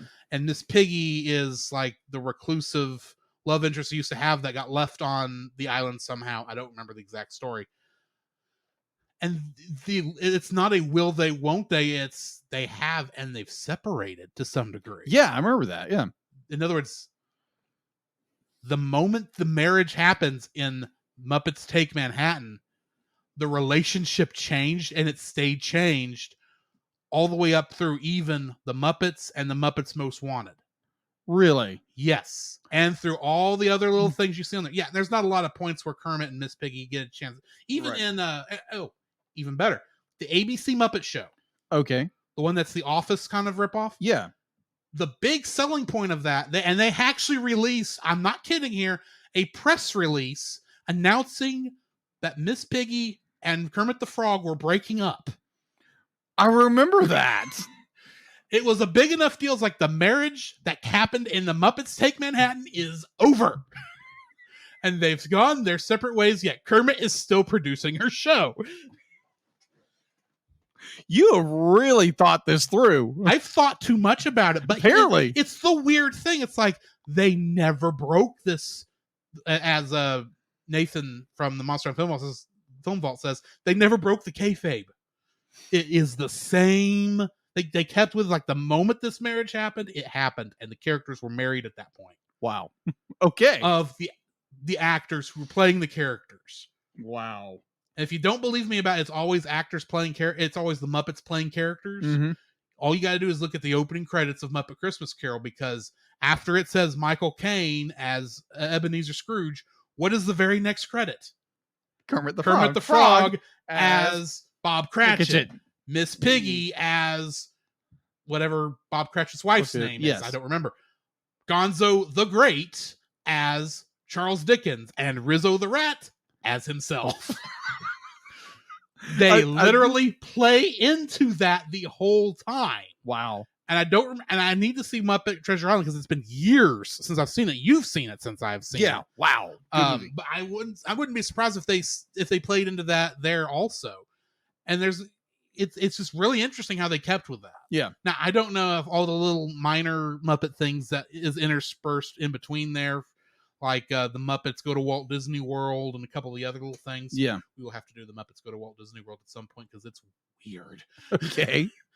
But it's interesting. It's like, okay. So yeah, my third like, just so it's everyone's clear, Kermit the Frog and Miss Piggy finally get married. Okay. Awesome. Also, as a little bit of interesting trivia, during the wedding scene where you've got all the pigs on the bride side, mm-hmm. sitting next to each other are Link Hogthrob and Dr. Julius Strangepork, her co-stars on the Pigs in Space segments in the Muppet Show. Really? Yes. Wow. They're in tuxedos, not their spacesuits, but you can tell who they are. Wow.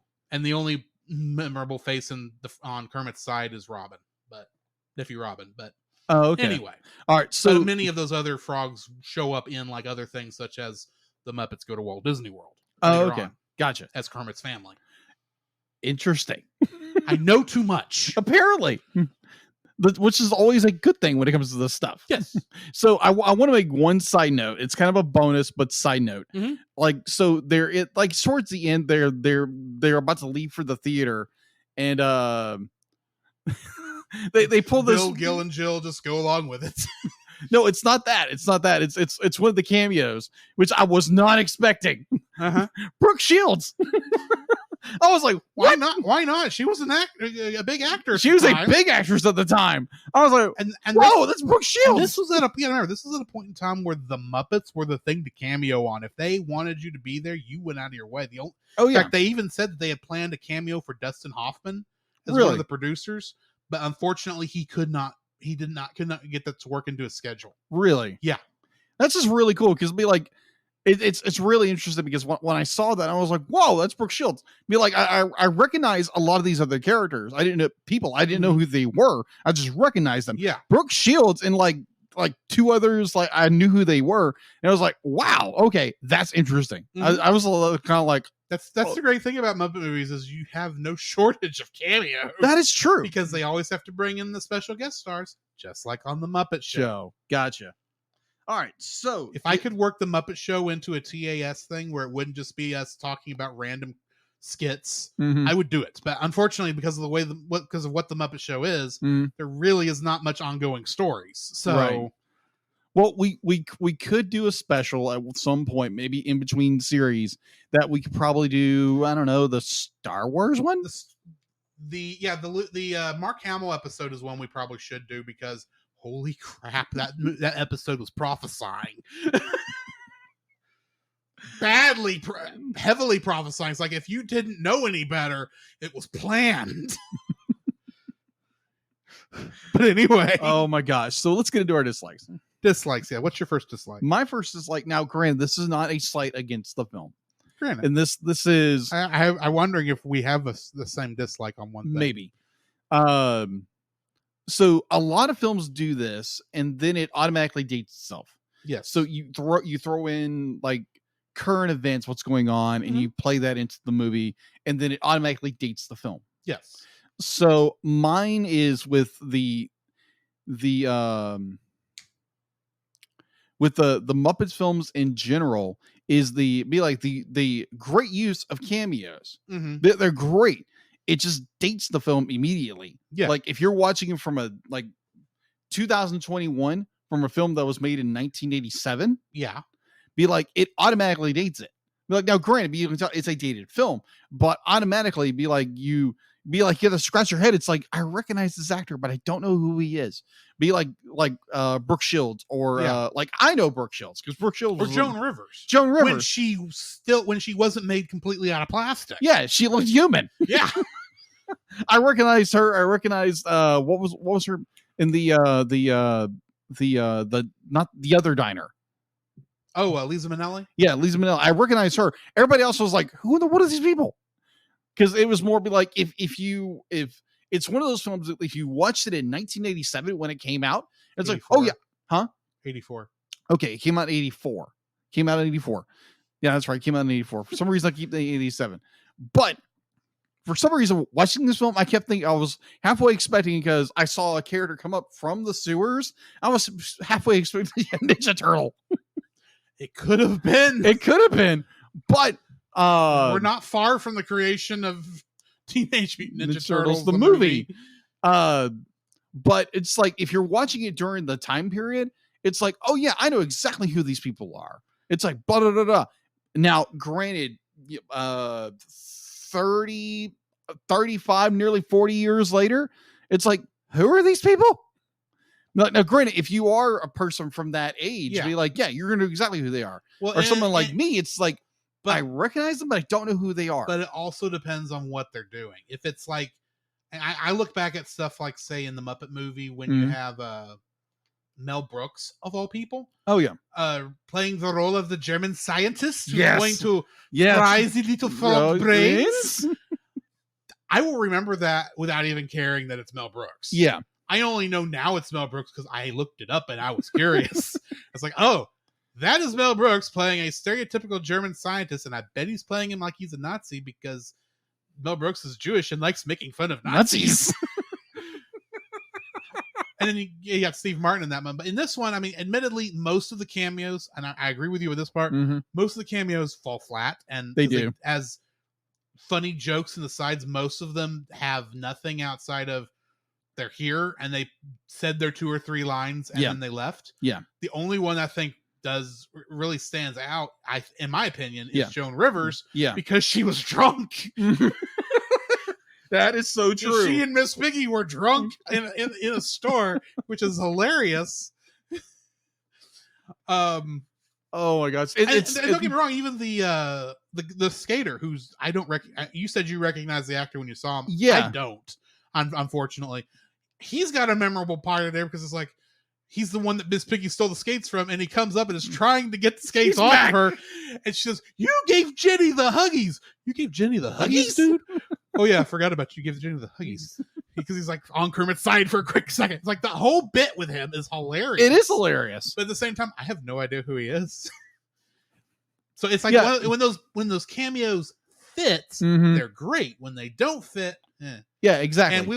And that will be a similar problem that's going to run into you're going to run into with any Muppet movie that has tons of cameos. Exactly. Admittedly, great Muppet Christmas Carol and Muppet Treasure Island, since they don't have any cameos outside of the big name actors they got to play major roles. Right. We don't have that problem with them, but when you get to the Muppets, you're going to have like Jim Parsons playing a character. In 10 years, who's going to know who Jim Parsons is? Yeah. In all honesty. Yeah. Nothing against Jim Parsons. Right. And for those who don't know, Jim Parsons is Sheldon on The Big Bang Theory. Yeah. But honestly, a couple years, you go back and watch the Muppets, you're going to look at that and go, who's that guy? Yeah. Unless you were like a big fan of of the Big Bang Bang Theory. And which, maybe so, but at the same time, it's like, it's funny when you see it, especially considering the context. Yeah. But yeah, in this movie, most of the cameos aren't even well acted. No, they're not. For the most case. Except I would say the best one actually is Art Carney, because I didn't realize that was Art Carney. Okay. Because honestly, I just thought that was an actor they hired to play this one role. I didn't think of it as a cameo. But it's a cameo, technically, because he only has 5 lines throughout the whole movie. Right. So, yeah. Yeah. So I agree with you there. Okay. Yeah, so that's my first dislike. My first dislike is the Muppet Babies. Really? I hate that scene. Oh, really? Seriously, I watched Muppet Babies growing up. Mm-hmm. I have pleasant memories of Muppet Babies growing up, but I will tell you this right now, they are annoying. Indeed. There's some funny bits in there, don't get me wrong. But I can't watch. Unlike the Muppet Show, where I probably could watch like 5 or 6 episodes in a row and not care. Yeah. And enjoy it. Or I could watch maybe 2 or 3 of these movies back to back. Muppet Babies, I'm looking at 1 episode and then I may not touch it for a month because the voice acting is a little on the annoying side. Mm-hmm. And the fact that, and that's the reason for that. Now, I will say, I appreciate that the Muppet Babies show replicates the look not only of the nursery, but of all the costumes in the movie. Almost scarily accurate for the TV show, even though Skeeter wasn't in the movie. Right. But, and I think it's actually a lot of that. And while the song there is kind of, catchy, most of, I appreciate how well the puppetry is done in that section. I just don't like it because of all the Muppet things out there, Muppet Babies is the thing I like the least. Got it. And this is the most annoying part of it, is it's in this movie and it's just like front and center, and you've got a good 3-4 minutes of this song, of which it's repeated halfway through. Yeah, agreed. So it's like, and I've never been a big fan of the Miss Piggy songs in general. Okay. So, yeah. All right. That's the fair. Miss Piggy, the Muppet Babies part of this film is one of the things I don't like. Okay. Well, I'll be like kind of bouncing off your number one. Be like now understanding where Muppet Babies came from. They'll be like, yes, it's a very annoying scene. But like, but contextually, it makes sense. Yeah, in the context of the movie, it makes sense. It's just like most Miss Piggy stuff, it's annoying. It is annoying. It is completely annoying. So here's my second dislike is where the whole bit of the group going to New York to get their Broadway get their show on Broadway, become famous, what have you. And so they break up, and like we don't know how much time has passed between the time they broke up and they come back together. Yeah, like there's no indefinite time. The only time scale we have is that Kermit was missing for 2 weeks because they had 2 weeks to get the show made after that meeting. Right. Which is absurd. Yeah. Which especially all of the sets they built for that. Yeah. There's no way that was a reuse from everything, especially since half the props during that middle song are puppets themselves. Yeah. And being somebody like you worked on plays before. Yeah. I worked on my senior year project, and like that took months to create. Bear in mind, when you're talking about professional theatrical work, you aren't talking about 2 hours a day after school. That is rehearsing. true. You're talking about 8-hour days, and a lot of that, even though it's different for each thing, right? It's a lot more business-like than what a high school. Oh yeah, I completely agree. That's where and to some degree, I will actually agree with you here. That is where it falls apart, because we're going from a college production to full Broadway musical. Yeah, that's 2 entirely different beasts. Exactly. That's like a house cat, and a lion in terms of difference. Same family, sure, different beasts altogether. Exactly. So like mine kind of goes deeper with it. It's like, okay, you have these characters, they break up for an unknown period of time. We don't know how long they've been missing. or be apart. Yep. And then you have this be like they get on stage and they instantly know everything that's going on. Be like they know all their cues and everything like that. Be like, well, here's the thing: we know probably at the very least everyone but Kermit has been on stage for a week. Yeah, practicing. Believe it or not, after a week of practicing, you probably would know your cues. Oh yeah, you might mess up from time to time, granted, but you probably know when you're supposed to be on this part of the stage, when you're supposed to be on that part of the stage. Yeah, I completely agree with that. Most of them did that in college as their senior variety show. Right. So, as someone who actually had to perform the same play on multiple different stages, which does constitute sometimes slight rearranging of things and changing things up. Right. It's still possible that they remembered everything and only had to make minor changes to account for the Biltmore stage. Yeah.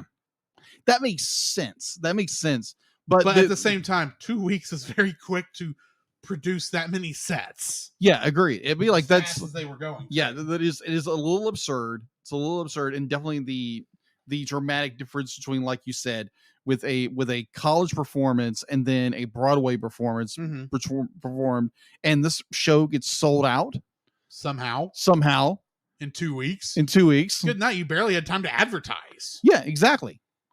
And like the father's demand, it's 2 weeks, but it's like 2 months or whatever. Probably it's 2 weeks because there was an opening at that theater. Probably for that 2 weeks. Probably in that 2 weeks, and the next play wasn't going to be there for maybe another month, and so they needed something there, and that was like, oh well, we got this thing popping in. That's my rationalization. That makes sense. At the same time, man, is that a quick turnaround? That is a very quick turnaround. So, and they're going to be like, I wish they would have done more like scenes where you had the rest of the crew, they were practicing something, but like maybe they weren't as energetic. All we got was a montage. Yeah, all we got was a montage. That was it. So there was no real be like you see them be like they're making the costumes and stuff like that, but you don't see them performing like they've been doing this. Yeah. So from my perspective, from more artistic standpoint, they really haven't been rehearsing. Well, and you also have to remember that this is a throwback to like the older style of some movies, like say White Christmas. Okay. Where you have these big theatrical performances and they literally had a month to learn them. That is true.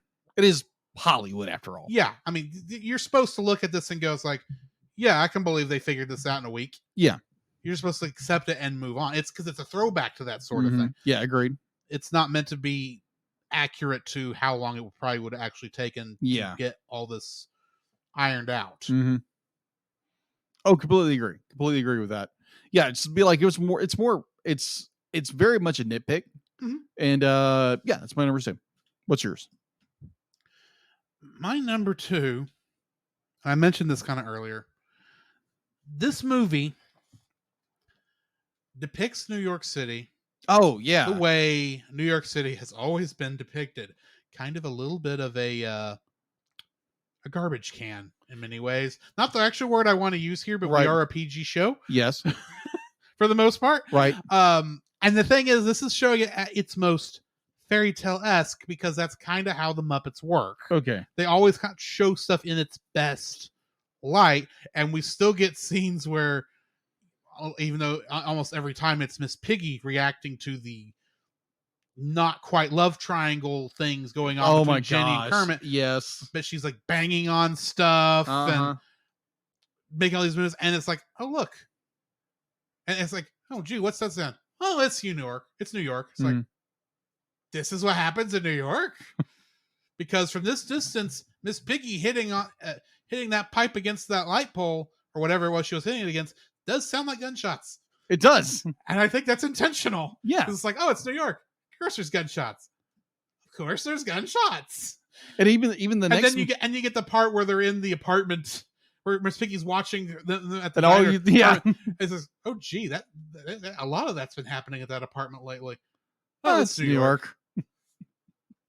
Call somebody. Shouldn't you be thinking that might be domestic violence? Shouldn't you at least go by and see what the crap's going on up there? Yeah. Wellness check? Yeah. Maybe just a little bit. Something to that effect. I don't know. Yeah.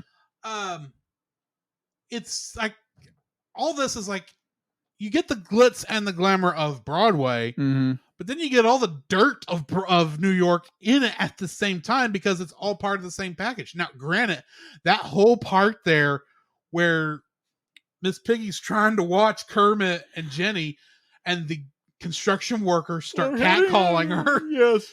And they just keep going and going until Miss Piggy bends that pipe in two and then starts banging it on the thing. And then the guys just back up and walk away. It's like, not getting involved in this. That is funny. That was funny. But the rest, a lot of the other stuff, when you start thinking about what it's actually saying about New York, why would anyone want to ever go there? Just to see Broadway musicals.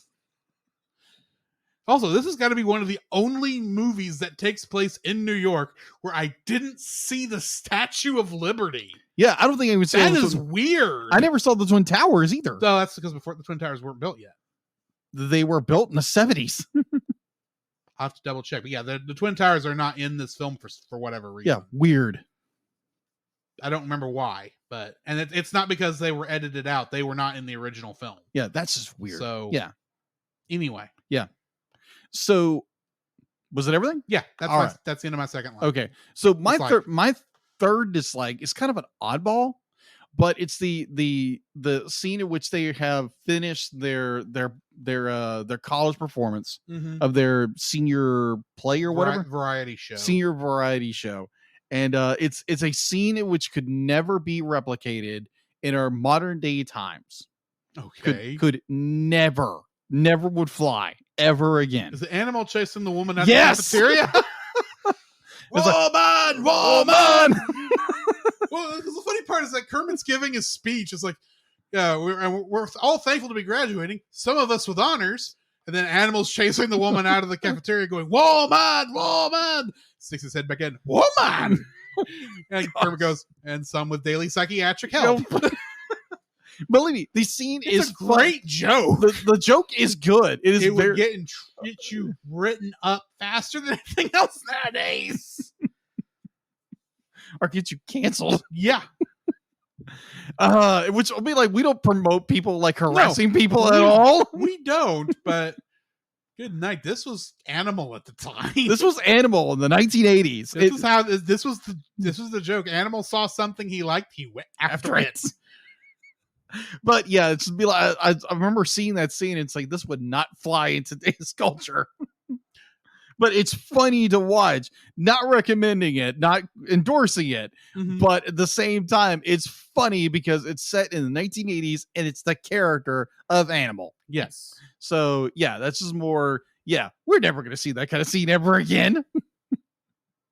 I'm trying to remember if in the Muppets or Muppets Most Wanted what Animal does in that one, but I don't remember. It's been a while since I've seen those movies, even though I liked them. But anyway, we'll continue. All right. I don't have a third dislike. Really? I've thought about it. I tried. This is still just a fun movie, and so anything more than what I've said that I could think of as a dislike, I can easily rationalize away. It's like that's just part of the charm of the film. Right. There's nothing here I can honestly say I don't like it other than what I've already mentioned. Yeah. Maybe if anything, I might say the film transfer on this one, because it really desperately needs a cleanup. Agreed. It's not just that we see film grain through this. I'm fine with film grain. Yeah. It's like the print looks dirty in a lot of spots. I don't even know how much of that you can actually clean up, but it doesn't look like the print has been cared for. So Agreed. The transfer to Blu-ray has a bit of a grungy look to it. Agreed. Which is disappointing. But yeah, that may be the closest thing I have to a third dislike. Alrighty. Which brings us to the end of the film, which means we need to rate the thing. Yeah. What are you rating it? I'm rating it 8. Be like, it's a good movie. Like there again, be like, we do. There are some little nitpicks here and there, but overall, it's a very well done. Frank Oz does an amazing job with this. Oh yeah, and you can definitely tell this is a Frank Oz directed film. Yeah, I think the last time I watched a Frank Oz directed film was The Little Shop of Horrors, which was probably when I was a kid back in the 80s, like the 90s. But it's like, this was a very well done movie. It stays true to the core of what the Muppets are. And it's just a very well done movie. There are some things that are like, okay, this be like, maybe this could never be replicated nowadays, or like other little things here and there. But overall, it's a very enjoyable film that, people should go watch on Tubi. All right. Yeah. So what's yours? I'm giving it an 8.5. Okay. I love the Muppets. It takes a lot to not at least find something fun in one of these Muppet movies to enjoy. Yeah, as we will start getting later and later into it, when Disney starts taking over, they do start kind of getting this. It's hard to say kids movie feel when, in all honesty, all these movies are technically kids movies, right? But at least all of these classic ones, and I would say even Great Muppet, Muppet Christmas Carol. I keep wanting to call that Great Muppet Caper for some reason. It's a different movie. Yes. I think they have a bit of an adult bent to them. And I guess and it's been so long since I've seen Muppet Treasure Island, I don't remember how that one handles it, but I remember it being a little kiddie. Even though it mentions death and the black spot, but this is literally like the end of an era. In many ways, this is the end of the original Muppets. This movie is, because it's 10 years until the next Muppet movie. By then, Jim Henson has passed, and all of his characters have had to been passed off to a different players, mostly Steve Whitmire, who is now no longer the voice of Kermit the Frog. He's been passed on to somebody else because Steve Whitmire made somebody mad at Disney. I don't remember the exact reasoning behind all that, but this is pretty much like, if you were to consider like the original Muppet show and its movies as one thing, this is like the final episode. Okay. This is the Avengers Endgame of the original Muppet run. Okay. It's really kind of how I think of it. And so this, as a send-off, and especially ending at and finally answering the will they won't they question between Kermit and Piggy, I highly appreciate it, and it's enjoyable, and yeah, it's all good. Awesome. Which brings us to the end of this movie, which means we need to announce our next movie and ask the trivia question for it. Jacob, what is our next movie? Wonder Park. Wonder Park, yes. And the trivia question for this one is, what credit that is in every other movie in existence not in Wonder Park that nearly got them in trouble with one of the unions? Ooh, that's interesting. We'll find out next week. Indeed. Besides that, we now need to jump into some Rapunzel's Tangled Adventure stuff. And the Masters of the Universe. Cats are on the move. Cats are loose. DuckTales, woo.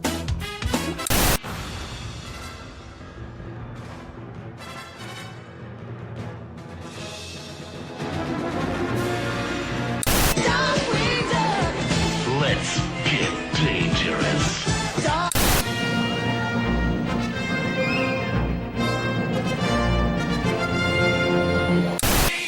Building a rocket or fighting a mummy or climbing up the Eiffel Tower.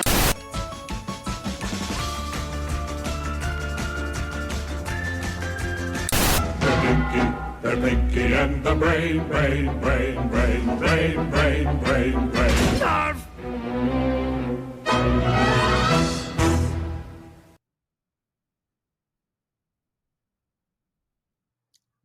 Right now, a part of me wants to go back into that file and edit in Muppet Babies into that. Just not a lot, just the Muppet Babies. Do it. That'd be awesome. But not right now. Yeah, not right anyway, we are talking. Of course, we're in the middle of the episode. Yes, Rapunzel's Tangled Adventure. I've lost which episode numbers we're on, but we are episode 12. Season 2. Is it 12? 12. Probably 11, I'm guessing, because we're on odd numbers. Hold on. Because that first episode of Outside the Corner Walls messes it up because a lot of places quote it as one episode instead of two. Why aren't I just looking at Disney Plus? I don't know. That would be faster.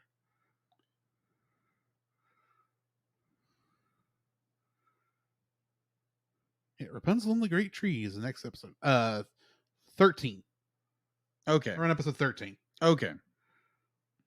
Double All right. checking. Yeah, 13. Curses. Okay, 13. Curses. So we are reviewing season 2. Curses! Season 2, episode 13. Yes. Curses.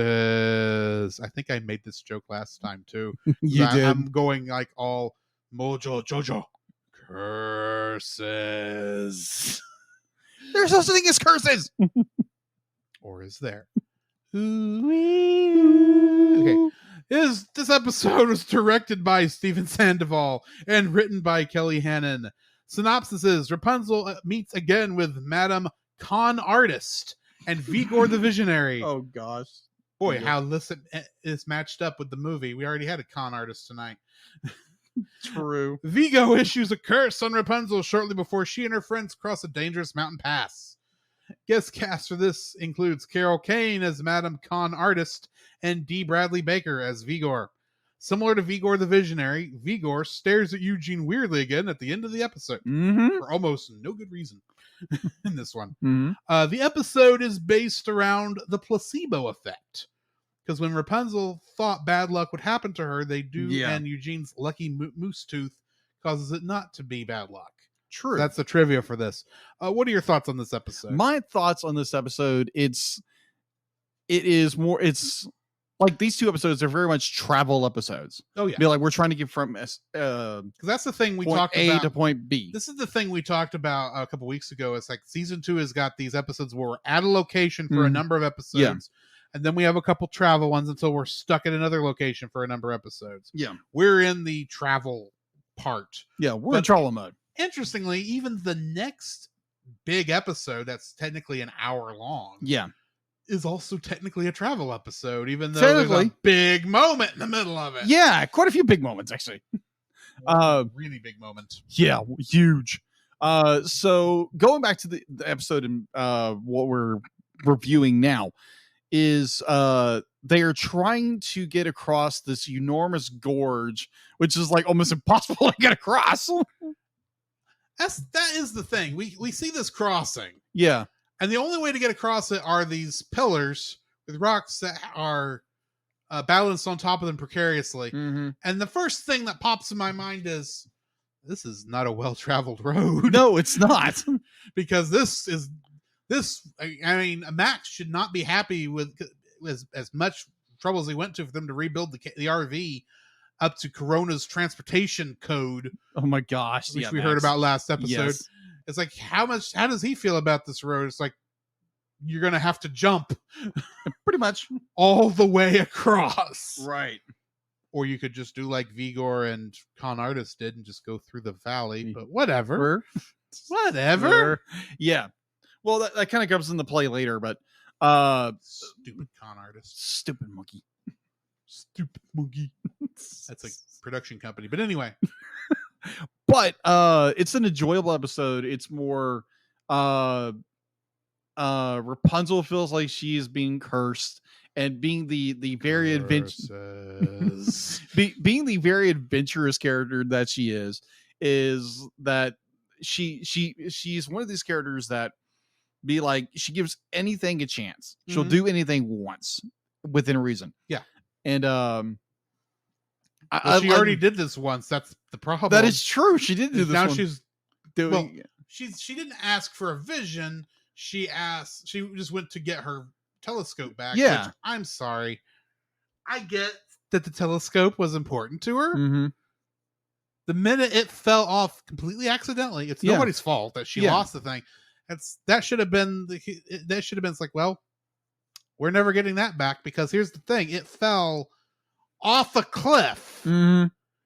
If it's down there and still somehow in one piece, the lenses are going to be broke all to heck. Yeah. They'll be shattered and the thing's going to be completely unusable. You might as well leave it. That is true. But also, it was a gift from her father. Yes, and maybe if she got down there, brought it back up, she would not be able to find a place to get it fixed. Maybe. Granted.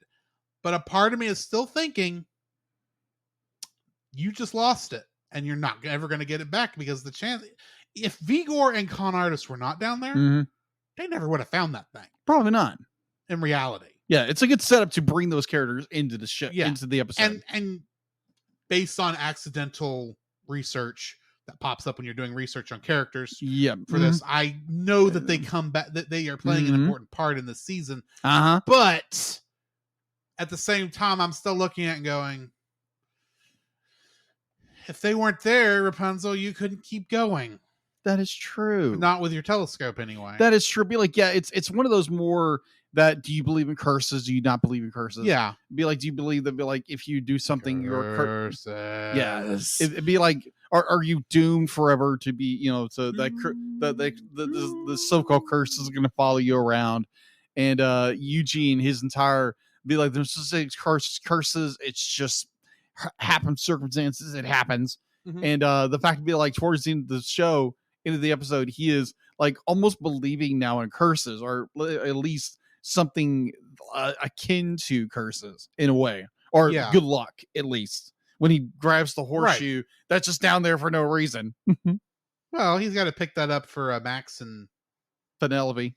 I couldn't think of the girl horse's name. Yeah, Vanellope. Because literally she has done nothing but be Max's girlfriend. Yeah. And not even that much of that. She's just been the other horse pulling the carriage. That is true. It really does feel like, unfortunately, that horse only exists because Max couldn't pull that thing by himself. Yeah. They've done nothing with her. But anyway. That's true. But overall, I do like that we do get a little more like what is going on with Vigor. It's like, yeah, he's this, weird monkey that is odd, but he has those little moments where it's just like he's looking straight at him. There's more going on here than we're pointing at, but we don't want to tell you what it is yet. Yeah, more than meets the monkey paw. Yeah. But overall, like, it's a great episode. It's giving into the fears, giving into the paranoia of a curse, or I'm being possessed, something's haunting me, or something like that, and you just threw a toy at me. Not intentionally. But you threw a figure at me, let's say that. Guardian. Huh? Guardian. A guardian. What, are you throwing your guardian at me now for be like, I can, defend your keyboard? No, that's not it. Deedle, give me a mark. But yeah, overall, it's a great episode. It does kind of show that, be like, a curse is simply the placebo effect, like you said before. It's just like, be like, it's the idea of, be like, if you believe something hard enough, you make yourself believe it. Yeah. And you fall into the traps of it, and be like, you find yourself, you are consumed by it. And once you are brought out of that, you're brought out of that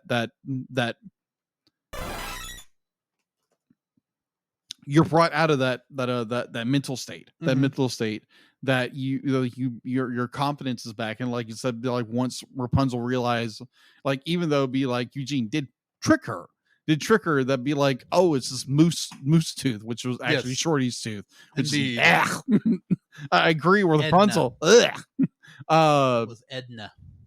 Yeah, Edna the tooth. Of course, he names important character in this show. Yeah, apparently. But it's just, it's learning not to be consumed by, it's basically not consumed by fear, or like be like I believe it, some such thing as curses. Yeah. And I really like where they kind of touch on the idea of those general points, and it's a really good episode. And it leads into other things that are going to happen later in this season. Right. Thoughts? I mean, I'm in a different position than you are, because you've seen the whole show. Yes. At this point, I've seen this episode before, and like the next couple episodes, but I have no idea where we're going. So I have vague ideas where we're going. Yes. So I honestly don't know what episodes are important in reality and which ones are just filler. Now, granted, a lot of these episodes, even if they pretty much are filler episodes, they have something that moves the overall Mhm. plot along or helps you understand characters better. Yeah. So it's not like complete filler that doesn't need to exist at all. Yeah. But this episode, for the most part, it's it it doesn't even really do much to make me worry about Vigor, even though it's his second episode, Right. because outside of ooking and ocking, a couple of words that Madame Canardist, I still love that. yeah, that translates as this curse of bad luck. Mm-hmm. I mean, the whole gist of the episode is that bad luck that he did nothing. Mm-hmm. All he did was make her think that she had bad Yeah, luck. got in her head, Which means the monkey really did nothing, which doesn't make me worry about who, at least at this point, doesn't make me worry about who Vigor actually is, even though there's more to him, obviously, than what they're actually showing right now. The fact that a character like this has shown up this quickly in the series is already worrisome, not worrisome, but already kind of telling, because you think about other characters who showed up, like most characters who show up, they showed up in one episode, and then unless that episode happened to be kind of lead into the next one, we almost never see those characters again until like a whole nother season has passed. Right. Like Red and Angry. There were almost a whole season's worth of episodes passed between Big Brothers of Corona and the first Vigor the Visionary episode. Yeah. We get all the stuff with Varian like every 5 or 6 episodes, but he was within walking distance of where the princess was for most of the time. Not at walking distance, but he was with. It made sense he could come back regularly. Right now, Rapunzel and the crew are on a trip. Now, yes, they are on apparently a little bit of a circuitous trip, since they're able to, especially in the next episode, be able to be close enough they can get Stallion back involved in things. Yeah. But the fact that this character showed up this quickly and doesn't have any, and has a vague story arc at best so far, especially when all it is, it's obviously all a con to some degree. At least that's how they keep presenting it. Right. It's really telling that there's more to Vigor and Madame Canardis than they're showing. Now, I don't know what Madame Canardis could be doing. Yeah. Considering I kind of accidentally found out that Vigor is connected to like the main plot directly. Yeah. For lack of a better term. I don't know how she's connected in, but it is interesting. For the most part, the episode almost could be written off as just a standard episode where the characters learned an important lesson about life that everyone needs to learn. Right. But for the overall plot, this has very little to add to it other than we had this guy come back that's obviously important, but we're still not telling you who he is. So, I mean, it's not a bad episode. It's just not pushing the story as forward as I want. True. And that's really the problem we've run into, in my opinion, for the last really every episode since Beyond the Corona Walls is, we're following these black rocks and where they're pointing, but there's not much addition to the story overall. I mean, we had some stuff with Keeper of the Spire and then the Forest of No Return, introducing these obvious important characters, but are really getting into who these characters are and important plot areas. But for the most part, it's an okay episode. It's just not, top of the line. Right. Totally. There's nothing here that made me like laugh really hard. This was just like a normal episode. Yeah. Not bad, but not necessarily good. Agreed. Next episode. I assume you're ready to move on to the next episode. The next episode is The Eye of Pencosta, directed by Joe O and Jeremy Shipp. Guest cast for this includes Yvonne Strahovski as Stallion, Curtis Armstrong as Constable Lumph, Lil Ray Howery as Virtuous St. Goodberry, Danny Trejo as the Malice Marauder. Okay, I remember that. and Jake the Snake Roberts as dart-playing thug. Really? Yeah. At this point, Disney was just throwing famous people into stuff, I think. Apparently. Because you wouldn't know that's who these people were No. unless you looked it up. Yeah. Because there's like, these are just characters. Anyway, synopsis for this one.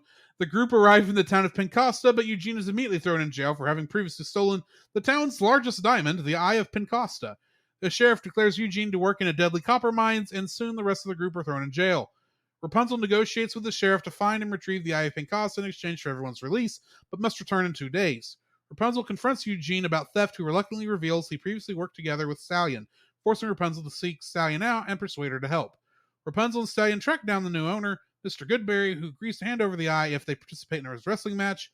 Rapunzel agrees, but Stallion double-crosses her, having secretly stolen back the eye, and intends to use it to free Eugene and win him back for herself. Rapunzel is left to fight on her own, but Stallion returns with a change of heart after finding a letter Rapunzel previously wrote to her, encouraging her there is good in everyone. Bull. Agreed. Rapunzel and Stallion are declared the winners in the 2-part ways, but not before Stallion reveals her acceptance to Eugene and Rapunzel's love for each other. Rapunzel returns to Pencosta with the jewel, setting Eugene and the group free. I said bull about there being good in everyone because theologically that's not true. Yeah. Well, people. But I will accept it solely on the idea that relatively, yeah, to each other, yeah, there is good in everyone. Right. But true goodness, different. No, we're all evil. Trivia for this episode: the tavern where Rapunzel and Stallion meet is called the Glass Slipper. Obviously, a reference to the Glass Slipper in Cinderella. Mm-hmm. What are your thoughts on this episode? This is more there again. It's a travel episode. We go to a town we really don't get to meet. Yeah, at all. We don't stay here long, thankfully. No, and Eugene gets thrown in because of his past, his Flynn Rider days, and it's basically a episode where a part of Eugene's past comes back, as in Stallion, and her and Rapunzel have to work together. Mm-hmm. And it's unique. It's unique, and it's like the thing that kind of bothered me is it will take 3 days to get to this certain town to get this jewel. Yes, the jewel of Pencosta. And it's like, oh, all we need is go down this rapid whatever. It's a good scene. Do not get me wrong. Yeah, but it's just like, okay, then why don't people do that normally? Just like take that really, really interesting, very convenient shortcut, and then you mean the whitewater rafting down the river? Yeah, I'll tell you why. Because it's dangerous. Because the problem is not the road. Mm-hmm. The road probably does follow that river pretty much. Probably. The problem is by foot. It's going to take 3 days. Agreed. Versus, because at best they're probably walking maybe 2 or 3 miles an hour, right? Which limits them to 20 miles per day, on average, which means that town is 60 miles away, right? Ish. Yeah, you're gonna go faster on a river 60 miles. Agreed. Than you will now. Especially if you've got if you're able to row into the water, especially with the current. Right. The real question I have is, I'm just going to throw this out there. Okay. It's going to take... Okay. The town of Pencosta, the hamlet of Pencosta, I should say. It's a hamlet. And the Glass Slipper are relatively close enough together. Okay. Maybe an hour or two's journey between the two, let's say. Okay. It's going to take 3 days by foot to go from the Glass Slipper to where Goodberry is. Yeah. Which means that by foot, it's going to take 3 days to go from where Goodberry is to Pencosta. And it only has 2 days to do this. They only have 2 days to do the whole thing. Now, granted, they have horses on the return journey. True. But the return journey has a grand total of maybe 6 hours that they have to make it. They killed those horses getting back. Oh, yeah. Those poor horses are, There's no way they didn't get back there without nearly killing those poor horses, because that is like almost the end of day 2 when they're actually having the fight with female Danny Trejo. That just killed me when I realized, like, that's Danny Trejo. That's Machete That's Machete. fighting Rapunzel. Which be like, this is a goofy episode. The logic in it makes no sense. Definitely when Yeah. it comes to your time frame. And it's like, yeah, it's just like, oh, they help each other and be like, oh, Rapunzel's be like, oh, everybody's good inside in general, which is there again, Horizaki. Yeah. It'd be like, if you ever around people in general for less than, an hour, be like, yeah, we're not exactly great people. And plus, you're talking about Stallion. Yeah. Stallion has one goal. Yeah. To take your man. Yeah, Flynn Rider. And even if she is the three-dimensional character that she kind of ends up being in this, and actually realizes that, maybe there is more to, maybe they really are a better couple than me and him would ever have been. Right. Even though she has to take the money as second prize. Right. It's just...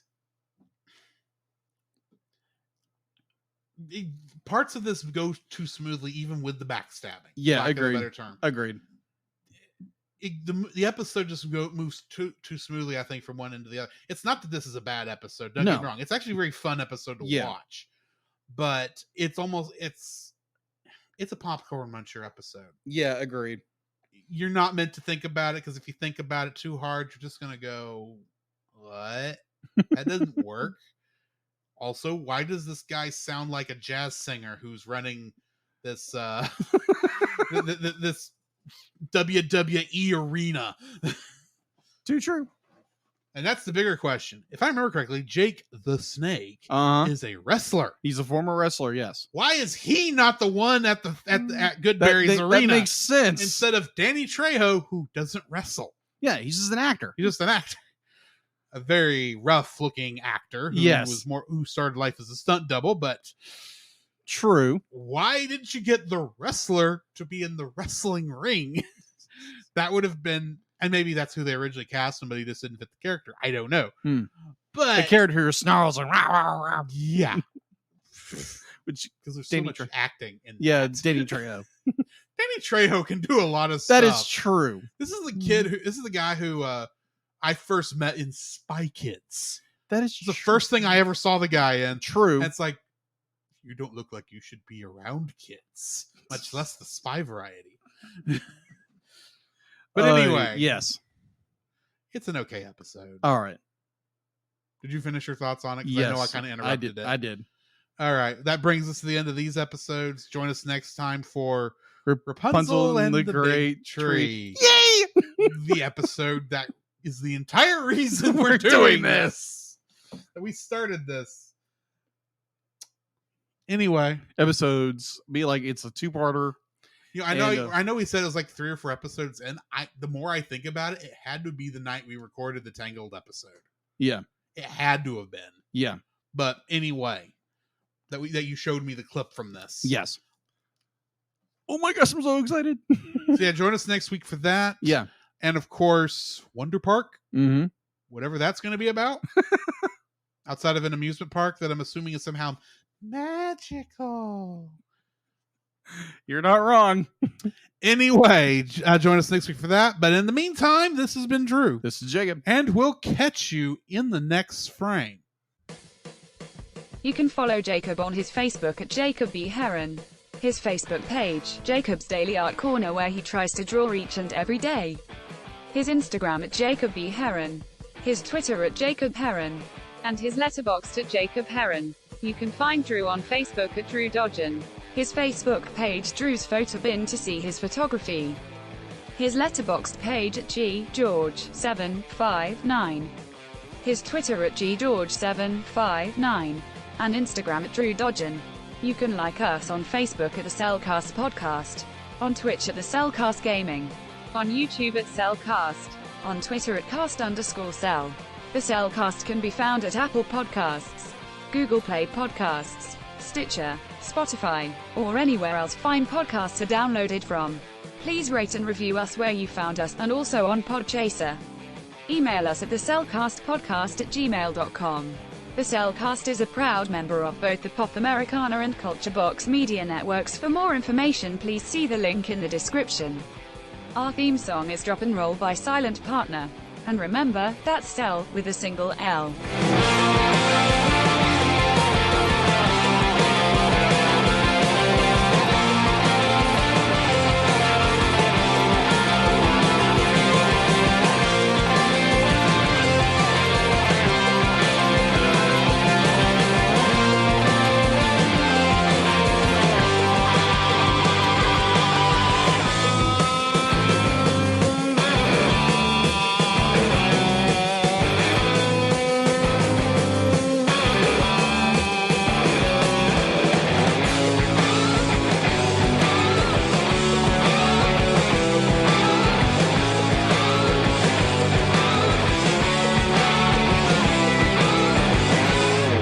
Maybe we should add more special effects, like exploding socks.